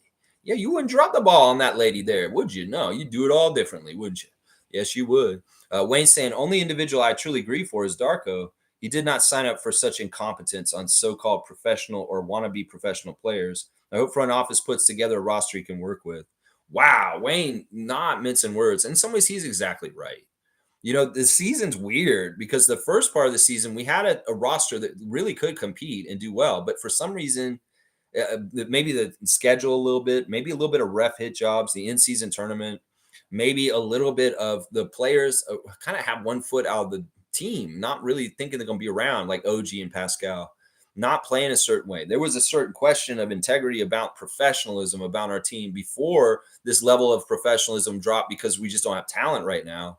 Even when we had our talented team in the fall, we were wondering why they were playing so unprofessionally. Like they weren't trying hard enough. They were missing free throws. They weren't playing up to snuff to make more wins happen. And this was a gripe we had. In some ways, we felt like these guys aren't taking things as seriously as they should. And well, some of that kind of went away when some of the trades happened in the middle of the season. Some of that airs of suspicion as far as effort levels and what they're doing. I don't want to say these guys are trying to do Vince Carter's on the way out. And they hopefully, if they did, they never say anything about it like Vince. But in some ways, OG and Pascal, I was a little questioning about like, all right, now Pascal worked his ass off. In some ways, I shouldn't say him, but OG, in some ways, he had a little bit of like energy that was kind of like, yeah, I'm not going to be here very long. In some ways, I'm ready to leave. And, that wasn't helpful for Darko in the first half of the season. And then the injuries and everything that's happened since Scotty's injury, well, that's unprofessional also. So there's different kinds of unprofessional. There's no talent unprofessional. And then there's just guys like kind of distracted and have a future in mind in their heads, and they're not really being professional in the moment because they have a future beyond this team. And so there was a little bit of both. And then there was, of course, in the middle of the season, a lot of weirdness with, we've had tragedies with people's family members dying, and then this gambling scandal, the weirdness of Coloco. This has been a lot thrown at him all at once. This has been such a first year craziness. As much as Nick Nurse's first year as an NBA coach for the Raptors was a dream season, this season for Darko has been a nightmare. And it is very much in the inverse. And in some ways, like I said, in some ways you could say this situation set up for Nick. He just kind of got it. It landed in his lap.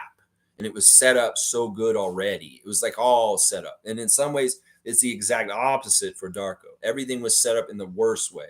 In some ways, I blame Nick because Nick came in. He had everything handed to him. It was easy to drive that fast car of the 2018-19 Toronto Raptors roster and do what he did.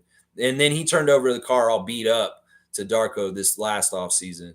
And it's a piece of shit. Now it needs to be all reworked and rebuilt and worked over. Yeah. See, in some ways, there's a very different dichotomy and opposite between what Nick Nurse inherited and what Darko inherited this season. And casuals need to understand that as much as Nick got everything set up perfectly for him, Darko had everything go wrong perfectly for him in some ways. That's exactly the truth right there. Yeah. Cowboys saying Sheriff, Dap, and Bryce is saying, good morning, Lex, and the Raptor Freaks. Good morning to you, Bryce Lawson. Always good to see you, my guy. Ta-da. That's right, Seymour. Ta-da. That's right. Fiercely saying, Chris, just read your comment. What is a Michael Porter Jr.'s podcast about? Interesting choice of guest as if it pertains to basketball. I don't know. He said that he had some porn star on there or something. It could have been like Mia Khalifa or something. She's out of porn now and she's very anti-porn at this point. But for some reason, she still gets naked on her OnlyFans. Hypocritical a little bit there. That's what I would say. I don't know who the person was, but she is one of those people that did it before and changed. Sometimes what happens is these people get saved and all of a sudden they see God and they realize they're Christians now and they're very anti-sex work after that. And yeah, it is what it is. Let's keep going. Smooth saying at Wayne, it hurts that Darko has to deal with this. Well, in some ways, what it doesn't kill you makes you stronger.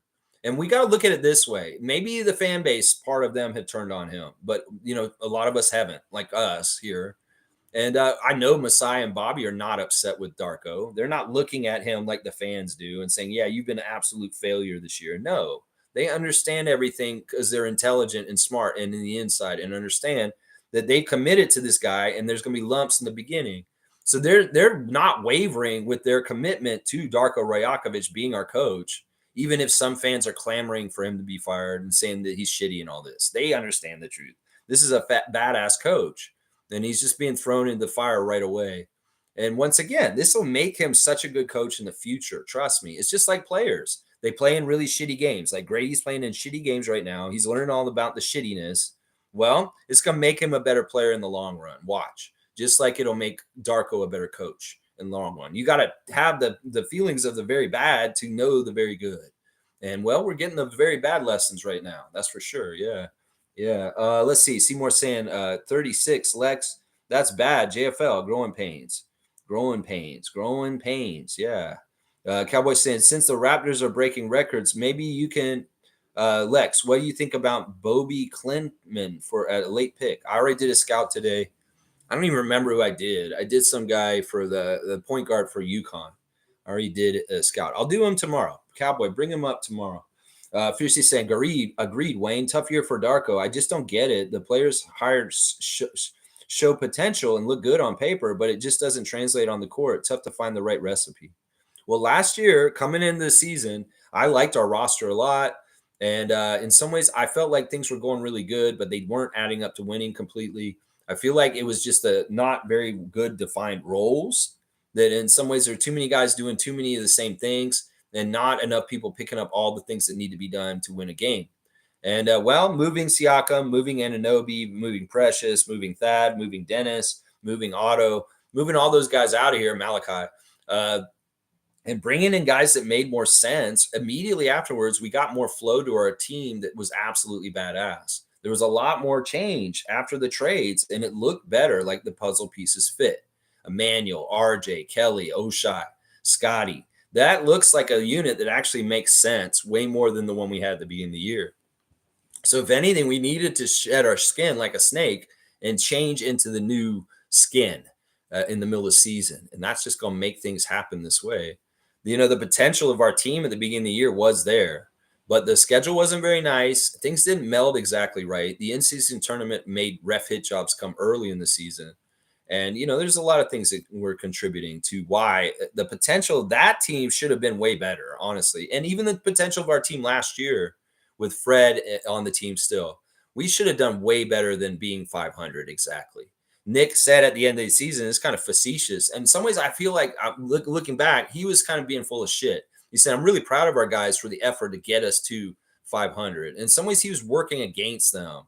And they came up and got a 500 record after all at the end of it. And honestly, if he wasn't working against them last season, I think the Raptors would have done so much better than they did last year.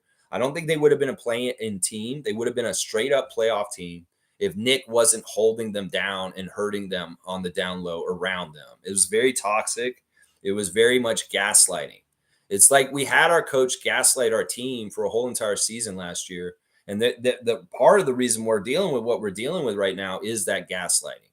Is that if you have your coach running the team, but he's not trying on the for real, then he's doing little subterfuge kind of weird things to hurt your team, like not develop your center, Koloko, not develop Delano, not trying to win games that are close at the end of the game. Like, this is a suspicious thing to me.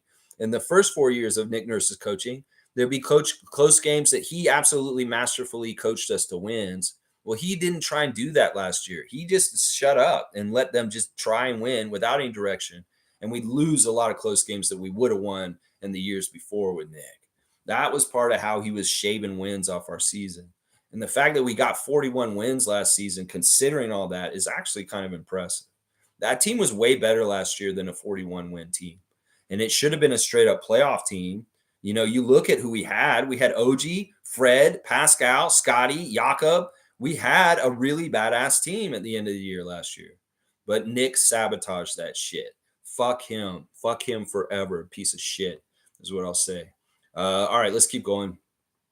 Cowboy. Okay, wait, hang on. Fiercely saying, is it team chemistry, coaching, physical, and mental ability? The reason why we're losing is just injuries. Injuries. It's just injuries. That's it. Okay. The losing streak is all because Scotty broke his hand. I would just say that. That's the only reason. And the rest of them came afterwards and just added more to the pile. Cowboy saying, I don't think it has to do with coaching at all, Fiercey, but yes, to all the rest. Yeah. I mean, listen, Darko's system is doing really well with really subpar personnel against really talented teams. Like in some ways, we could say some of the scoring we did against the Timberwolves last night is impressive considering the players we had on the court and the defensive prowess of the Timberwolves. That could be given credit to the offensive system of Darko looking good against impossible situations. That's what I would say. Let's see. Chris is saying, Seymour Pape, some of JFL's turnovers, yes, bad to have. 5 were miscommunication types, not pure stupid types. He tried to get the bench going, but they seemed totally disconnected. Yeah, there were dumb turnovers by Wara, Moji, JFL. You know, they're going to just happen. There was one turnover where JFL dribbled the ball off his foot out of bounds, and it just kind of was like, but that kind of stuff's going to happen. And he had a lot of turnovers in 905 also. That's what I'm saying. He's not a very clean player. He will get turnovers. There's a mix of turnovers that are going to be within the good stuff he does also. But he had one of his better games as a Raptor last night. I will say that. He was more aggressive in trying to score and get buckets for us. And we needed that in the situation last night with the 8 players we had on the court. We needed the best scorers to step up. And if JFL had gotten 20, I would have been even more impressed with him. If he gotten even closer to 30, that would have been awesome. That would have been something I would really, really have liked to see. Fiercely saying, even Golden State, for example, struggle in the rankings. But when you watch them, they look like a well-oiled machine and are exciting to watch. So I don't know what's up with our team. Well, don't overjudge them right now. Seriously, don't overanalyze them right now, Fiercey. In some ways, I'm not watching the replay of the game last night to catch up on more what happened last night. I don't need to understand it. It's just our personnel is not good enough to compete in the NBA right now. You don't need to overanalyze this. Seriously. It's a very simple answer. We are coming to a fight with a very undersized group, and they can't fight the big guys in certain ways down low for defense and rebounding purposes. So we're going to lose just fundamentally from that right there. So no overanalyze this shit. In some ways, this is not the time to overanalyze. This is a time to think about the future and let's just go through the games, go through the motions, and finish the season. That's it. But don't overanalyze like, why are we this or that right now? This is not the real Raptors. This is not our current state, is not truly who we are because Scotty and Jakob are not healthy. You have to have those 2 guys to gauge anything properly. So don't gauge anything right now. Just let the games happen and they will happen. That's it. Click saying we better get this 6th pick. We'll have to see, Click. We'll have to see. In some ways, I'm okay with if we don't get it or we don't. Currently, right now, we have a 45% chance to keep our pick. 45% chance. So there's a 55% chance we're going to lose it. Just so y'all know, that's the reality of this. And I don't think it's going to change. I think that's going to be the percentage that is going to be for the rest of the season. It's not going to change anymore at this point. Memphis is getting more ensconced above us. We're not going to go below Portland. So we're going to be right exactly where we are. And it's going to be a 45% chance to keep our pick. Just so you know. So the chances of us not having the pick are higher than keeping it. And in some ways, that may be in our favor, Click, because this draft is kind of shitty. And Spurs fans don't necessarily want the pick from us this year. That's what they're saying on their social media. They're saying, I don't want the pick this year. We should hope we get the pick from the Raptors next year. Even if the pick's higher this year, we don't care. This draft sucks. So let's just look at it the way it's going to happen and the way it's all going to lay out. Some ways it's not our control. It's the ping pong balls control. And we're just going to have to see how it goes. If it does go against us, well, I can spin it in the way that's positive for us. But if we do keep the pick, well, that's easy to spin. that, oh yeah, we kept our pick and we're going to be picking in the top 6. So we'll have to see. We'll have to see. I'd like to move up. That's the best way for us to keep our pick, is to be one of the top 5 picks instead of the 6th pick. Because if somebody else moves up, we get bumped to the 7th pick. And that's why there's a 55% chance we will not keep the pick, is because the chances of other teams moving up and bumping us out. Yeah. All right. So 65 said no stars of the game for the guys. They didn't deserve them. Wayne saying, I saw McDaniels starting and immediately checked out. There's a bit of stargazing against the Lakers. Okay. Point is, I like Wara, but conditioning is his way to a roster spot on an NBA team. Yeah, it's just too much of him. In some ways, he's good in quality in short bursts. He can be a very no mistake kind of guy, but if you have to play him most of the game, he's going to make mistakes. He's going to have turnovers. He's going to mess up on defense. It's just going to be like that. And then in some ways, that's part of the reason why you don't want extended minutes for certain guys on your bench unless you really have to, like emergency situations like last night. So he's going to make mistakes, but he was very good afterwards. He was pissing me off at first. I was like, yeah, Juarez just continued really shitty play from the Lakers game tonight. But then there was something that clicked in him. He's like, no, I'm not going to be like this. I can tell I'm turning the ball over. I'm missing shots. No, I'm going to get it together. And he started hustling. And when I saw Jordan have that fight to hustle and try harder in the game, all of a sudden we saw some more results in good ways for him.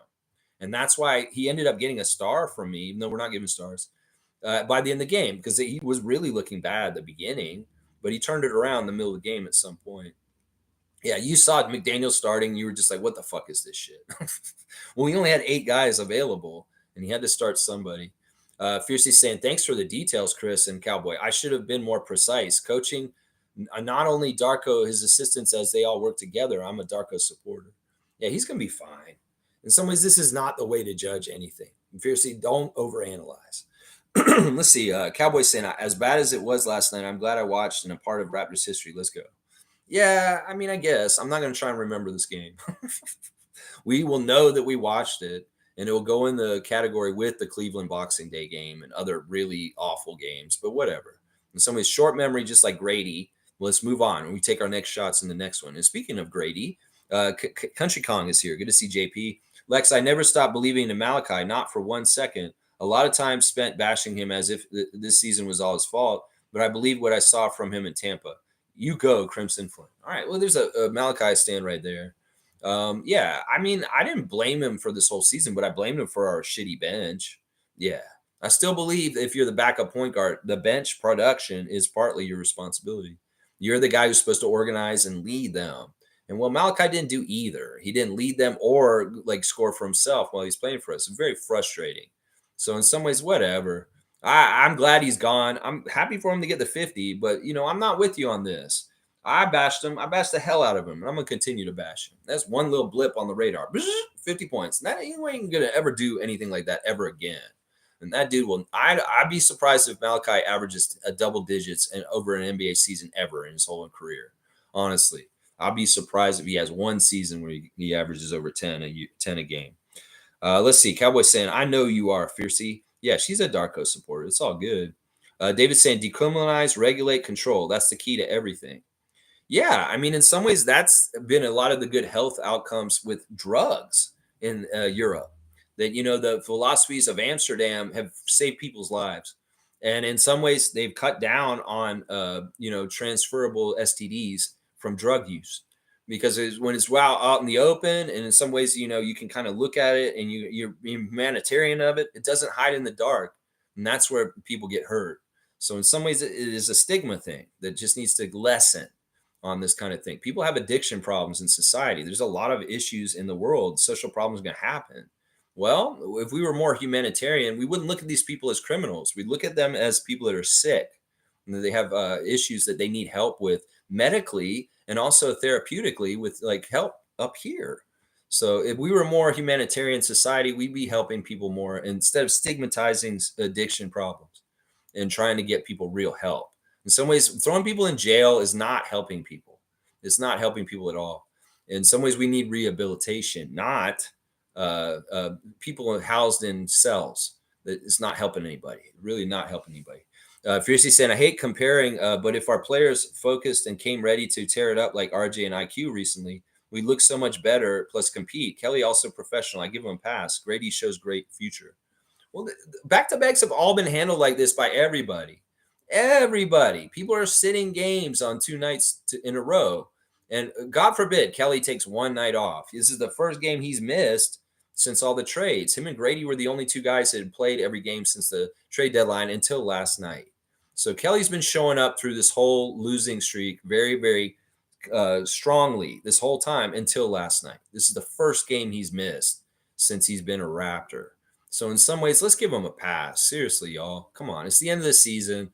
In some ways, he didn't want to play last night. Darko didn't want to play him last night. There's nothing wrong with this. I'm not going to read into this any further. Country Kong saying, I spent a lot of time trying to explain the nursery and the effect it had on him. Look at Delano. Nick really had this guy under the bench. 73 points in Pro-Am is no joke. It takes talent to do that. Yeah. I mean, I'm not going to disagree with you, especially if you're going to bash Nick in this way. Yeah. Yeah. Nick Nurse was not a friend to Koloko, Delano, or Malachi. I'm going to say that right now. Kareem saying, if MPJ wants porn stars on his podcast, so be it. None of my business. Yeah, no problem with that. No problem at all. Hey, whatever. Michael Porter Jr. Once again, I'm not Nuggets freak. I know that we have a connection to him because of Jonte, but in some ways, it's like I want to cut that connection at this point. Alley-oop to Fiercey. All right, we'll give Fiercey an alley-oop on that one. Where is she at now? She's at 75, the year I was born. 75. All right, let's see. Cowboy saying, speaking of nursery, Country Kong, I'm sowing some more peppers right now. Let's grow, Raptors. It's around the time to sow the peppers and stuff. You did them earlier this year indoors, and now maybe you can do them outside, or is it too early? I think we're still going to get some cold. In some ways, it is April. There's usually one snowstorm in April, and then we're done. And then it's real spring. So we'll have to see how it goes. I've actually started following the Farmer's Almanac because I want to know what's the thing to do. In fact, maybe this will be a new segment. The Farmer's Almanac. What is it telling me to do? What's telling old Farmer Lex to do today? There's like a site online, and it says this is a perfect day to do this. Okay, today is the perfect day to castrate animals, guys. Apparently, this is a great day with the moon phase and the weather and certain things that if you want to snip the balls off your bull or your animal or whatever animal it is, it will heal faster and the healing will come up quicker and heal it better. So this is the day, according to the Farmer's Almanac, to castrate your animals. So just a little fun fact there. If you have any animals needing castration, go out there and get it done today, according to the Farmer's Almanac. Do you guys like the Farmer's Almanac? That might be the new segment coming up with us soon, is Farmer's Almanac News, because I'm going to be a farmer out there. And Cowboys talking about growing peppers, castrate your animals. Let's see. Wayne Stranger saying, be careful, Lex. K didn't play. Okay, so he didn't play. See, I didn't look at it that closely. Okay. Flynn was playing point. Lots of screens and good positional switching. Still a dud, and the team still lost by over 10. No more about former role players. Worthless. That's what I'm saying. I mean, the 50 point is great, but they didn't win. That's the thing. It's a hollow 50. The guys can get huge scoring games and shitty games, but if they don't win, it doesn't mean jack shit to me. So a 50-point win with a win, 50-point scoring with a win, that means way more. Way more. Yeah, David's saying decriminalize, regulate, and control. And then there will be another black market on top of that, a seedier one underneath. I don't know. There's always going to be a black market at some level of everything. And even the gambling. You can legalize the gambling. There's going to be still some high-level black market gambling that's even crazier, higher stakes than what's legalized. Seriously. There's always going to be an illicit trade. There's always going to be legalized drugs. It'll be the same thing. They have legal weed right now, but there's a lot of people buying weed from their old dealers still, not from Ontario. I'm all for it, whatever. It's it's competition. Country Kong saying, wait, will you go, Cowboy? Let's grow. I got the seeds from the peppers from last year, the Raptor Freak pepper seeds. I want to put them in the ground, but I'm not out there yet. So I gotta wait. Maybe I can have a late growing season. I don't know. I have to figure out how I'm going to do things. I'm in some ways too busy with the move to be able to start growing this year. That it's all going to be set up this year, and I'll start growing next year. It's kind of what I decided. Maybe I'll do late season stuff in the middle of summer. We'll see. Let's go Raptors. Yes, Cowboy. Carlos saying it really goes to show how a season can turn into shit via injuries. How many people did we have on the bench not in uniforms? Way more than we had in uniforms. We had 8 guys in uniform, and we probably had about 9 guys in street clothes sitting over there. We had so many guys in street clothes that DJ Carton and Yaka Pirtle have to sit on the second bench just like some of the coaches do. There's so many guys sitting in street clothes down there. I was surprised all those guys took the red eye and came down there with them. It's kind of silly. In some ways, there's pictures after the game of Gary Trent Jr.'s little nephew, pictures of him with Grady Dick and Scotty Barnes. And Jordan Bolton posted them on his Twitter saying that his little nephew says he's too small. He's got to get bigger. Because the pictures of him with Scotty, he's just a little kid. Of course, you're going to look really small compared to the giant Scotty Barnes, NBA size player. But that's kind of funny little thing. If you're on Twitter, you can see that stuff. Let's see. Cowboys saying, speaking of growing, Lex, what's the percentage of us keeping our pick? 45% that we will keep our pick. We are 89% chance we're going to land in the spot we are right now, 6th worst in the league. 45% chance. That's not going to change. It's not going to change. 45%. That's right. Yeah, Carlos got it there. Respect. That's right. Let's see. David's saying G should get a dunk or 3-pointer just for being sane like 100% of the time. Great takes, great points. All right, David, you want to give G a 3-pointer? We'll do that. He's at Del Curry 30 now. G, you are at Del Curry 30 dunks at this point. Yeah, I would like to recognize G. He's been a steady original Raptor freak since the beginning of this channel, almost 3 years now. A trivia champion in the past, just a great dude, one of the most knowledgeable and down-to-earth Raptor freaks we got. He's exactly what David's saying. Sane and very good takes all the time. Exactly. That's right. G is shooting for 50. Let's go. He's at 30. Del Curry 30. Yeah, Smooth saying, well, Dame could have been a Raptor. He made his choice. I didn't want him up here.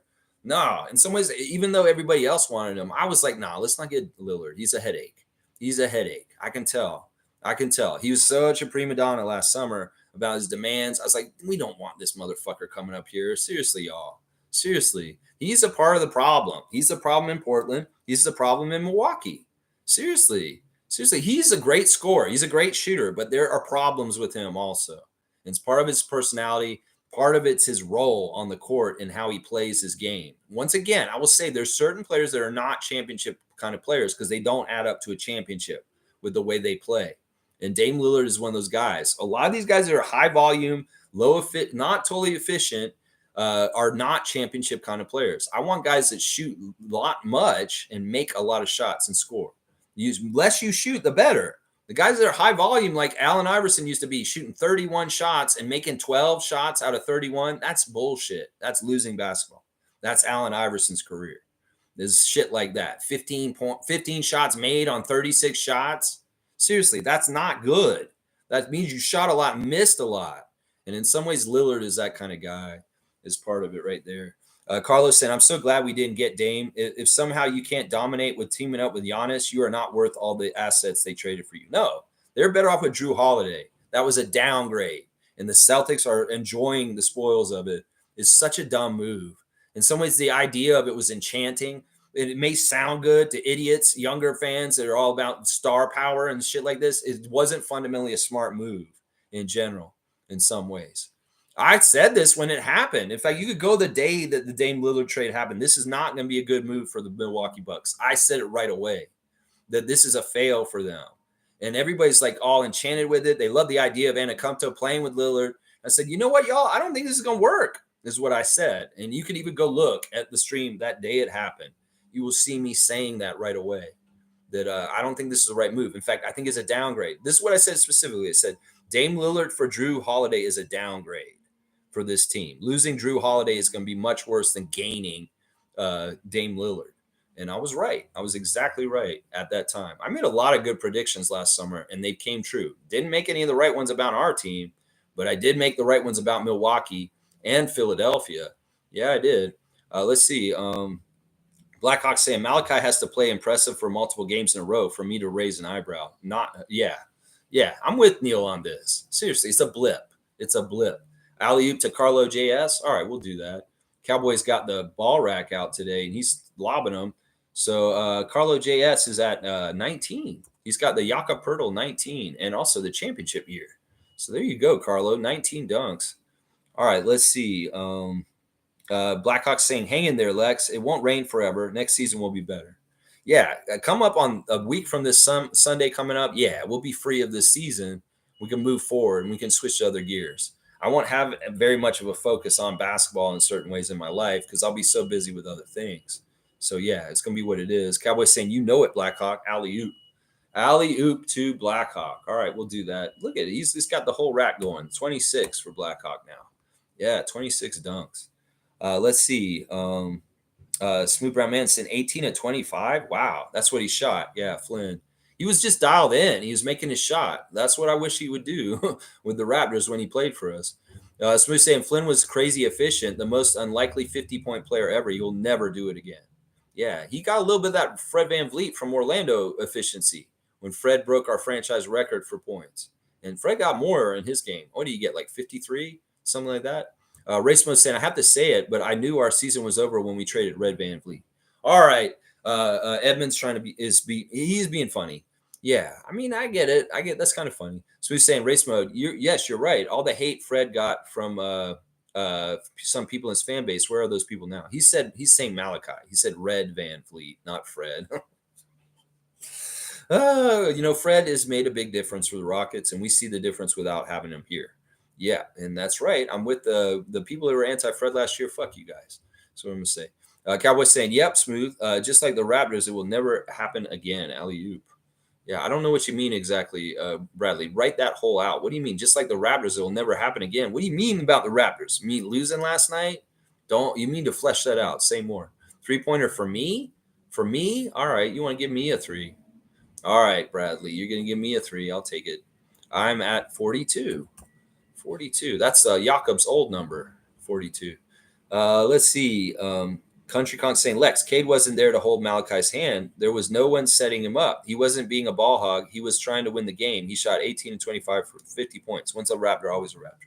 Yeah, I was mistaken. I thought Cade was out there. I don't know why. I thought I looked at the box score last night. I saw Cunningham was on there, but he wasn't. You're right. You guys were right. Yeah, and he wasn't getting the ball from other people. He was setting himself up. He was calling his own number as the point guard. Yeah, that's another reason why I'm not a big fan of his. It's like, how often is he going to do a 50-point game like this when he's going to call his own number? He's not going to get anybody else involved in his team and they still lose. Yeah, that's not winning basketball. I'm sorry. Still not a championship type of player. Still not the kind of player I want on my team. And I'm glad he's gone, even if he got 50 last night. Carlos said, I hold on to that spicy barbecue experience. So we need to have a replacement for Spicy Peas production. Well, what if it's like a Buzelis? What if it's a new player? What if it's somebody from the free agency market or somebody from the draft? Yeah, we'll have to see. In some ways, I liked the way Spicy was fitting with things, but he had to go. The Lakers game was that, and boom, and then traded, and that's it. Cowboys got a bunch of people on blast: Darko, Masai, Bobby, Monique, myself. Trevor's saying Malik does not know Darko's playbook yet, so give the young man for being out there. He didn't even have a full practice. Sure. And that's the excuse that Monique was giving him. But I will tell you this. There's no excuse if you're a player that's trying to make the league in your G League that you don't make close-up shots. You need to just do that fundamentally no matter the environment. You can blame, okay, he didn't know the playbook or passes or stuff like that. But when he has open shots near the basket and he's taking the shots, he needs to put the ball in. He can't be having no Bismack Biyombo miss bunnies. That's the problem I have right there. There's some of the shots, the threes, I can understand the air ball. I can understand the missing the outside shots, but you're a big man, you're near the basket, you need to convert. And there were some shots that he missed that nobody that's playing in the NBA has any business missing, no matter what the situation is. Let's just put it that way. Cowboys saying, let's fucking go. Trevor saying, ESPN making fun, said last night that Malachi clinched a playoff spot. Yeah, they can make fun of him. It is kind of funny, and I endorse it. Cowboys saying alley-oop to Trevor, Jimmy, Uncle David, Dana, MSJ, Tom Duke, Kareem, Miss Moody, Smooth Brown Man, Sheriff, Isaac Campbell, Fiercey, Cool Cat. I'm at 50 assists yet. Let's go. Who did I miss? All right, John Stockton, calm down. Calm down. You know what? I am going to do this. I'm going to give everybody one dunk that is on this list right now. All right, we're going to start with Trevor J. This is a little bit kind of like a drag on my stream, though. Trevor J has got a 23. Fred Van Vliet, 23.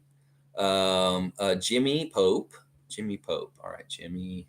You could at least put them in alphabeticals so that I can have them all in a row and come down in order. You can give me all these. All right. He's got a DeMar DeRozan 10. Jimmy Pope. Who's next? David Saborin. 66.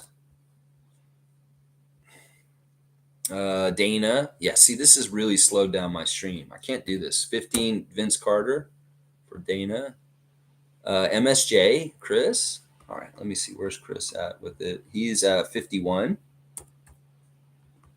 Um, Tom Duke. Tom Duke, 28. Yeah, I'm doing it, Cowboy, because you called it, but maybe not such a long list next time, please. Kareem Thomas, 101. Not that he needed a dunk. Come on now. Miss Moody. All right, I'll give Jill one. Why not? We'll give Jill one. 29. Smooth. Yeah, see, you drag me down here. This is too much. 6. I'm gonna do 5 minutes of just this. Sheriff Seymour. Yeah, be careful. You're gonna call these out. You better make sure that they're not sewering me down too slow. 46. That's a bad number, so we'll give him 47. Not doing 46s. Isaac. All right, you're just naming everybody on here. Isaac, 32. Magic Johnson. Fiercey. Okay. Yeah, you see how this slows me down, my guy. Come on now, Bradley. 1 or 2, maybe 3 sometimes is okay. Cool Cat. All right, Cool Cat. 25. She's at the Chris Boucher now. Okay, that's it. All right. An 11 o'clock cutoff by Fiercey. Trevor saying, what don't kill the Raptors will make them stronger. I'm with that. Smooth saying, Nick Nurse gets no respect from me, man. Yeah, he's a snake. He's the Vince Carter coach.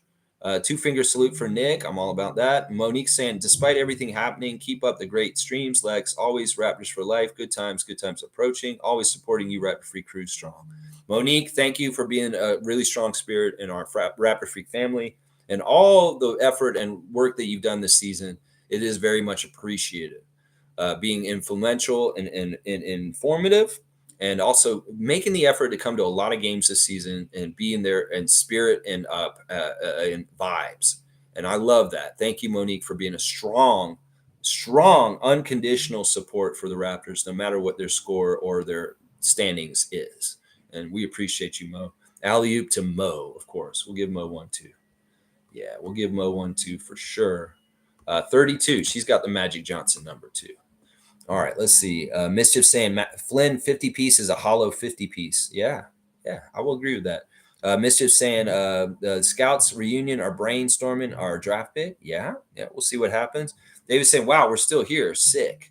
Yeah, I'll be done in 8 minutes for sure. Flynn is the GOAT, is what David's saying. And Carlos saying, I agree, Lex. At this point, get G Leaguers that rise to the occasion. I want some hungry ones. Yeah, I want to see what happens next year. Luke Wynn, bring some better G Leaguers in. And in some ways, we don't want to rely on the G League the next season. In some ways, we had too much crossover. In some ways, we want our team to be healthy.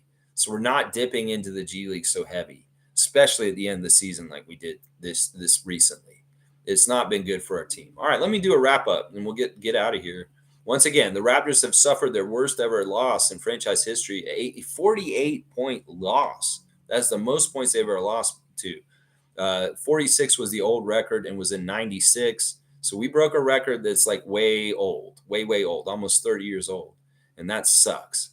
So it is what it is. No stars for the game, but if I was going to give some stars to the game, I'd give them to Javon Freeman Liberty, Jordan Wara, and Jalen McDaniels were the 3 guys I like. The team stats, I don't even know if I want to look at it. It's so ugly. They shot 51%. We shot 37%.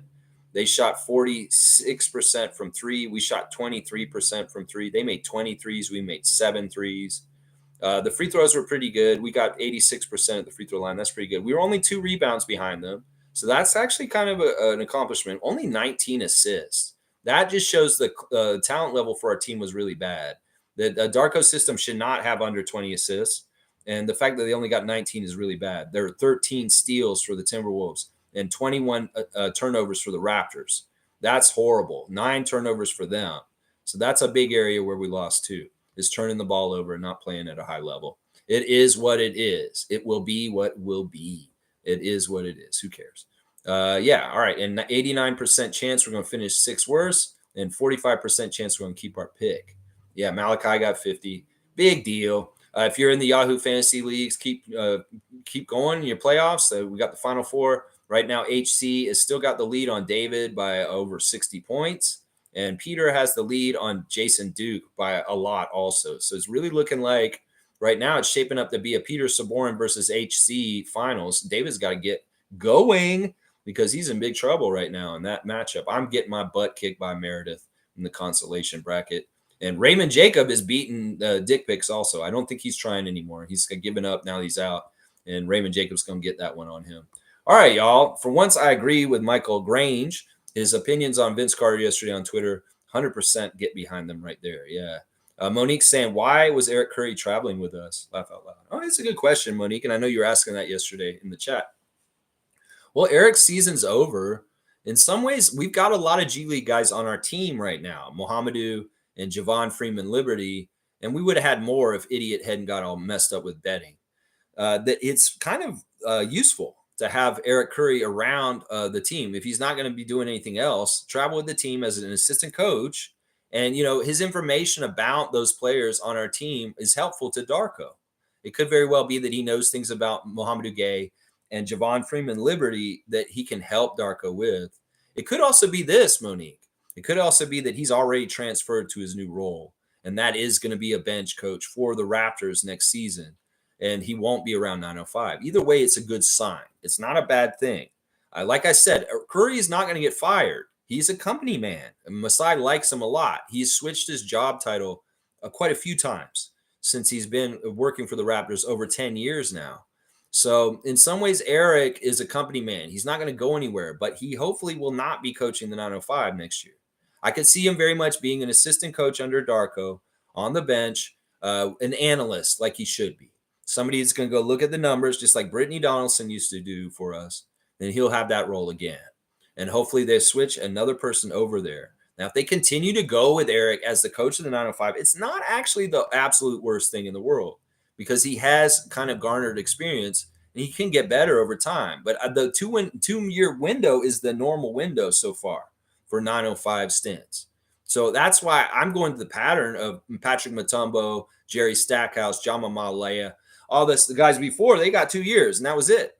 So in some ways, it points to him being done and him being a part of Darko's coaching staff on the Raptors now and not being anything to do with the 905. And hopefully Evo will be the guy who's going there next season.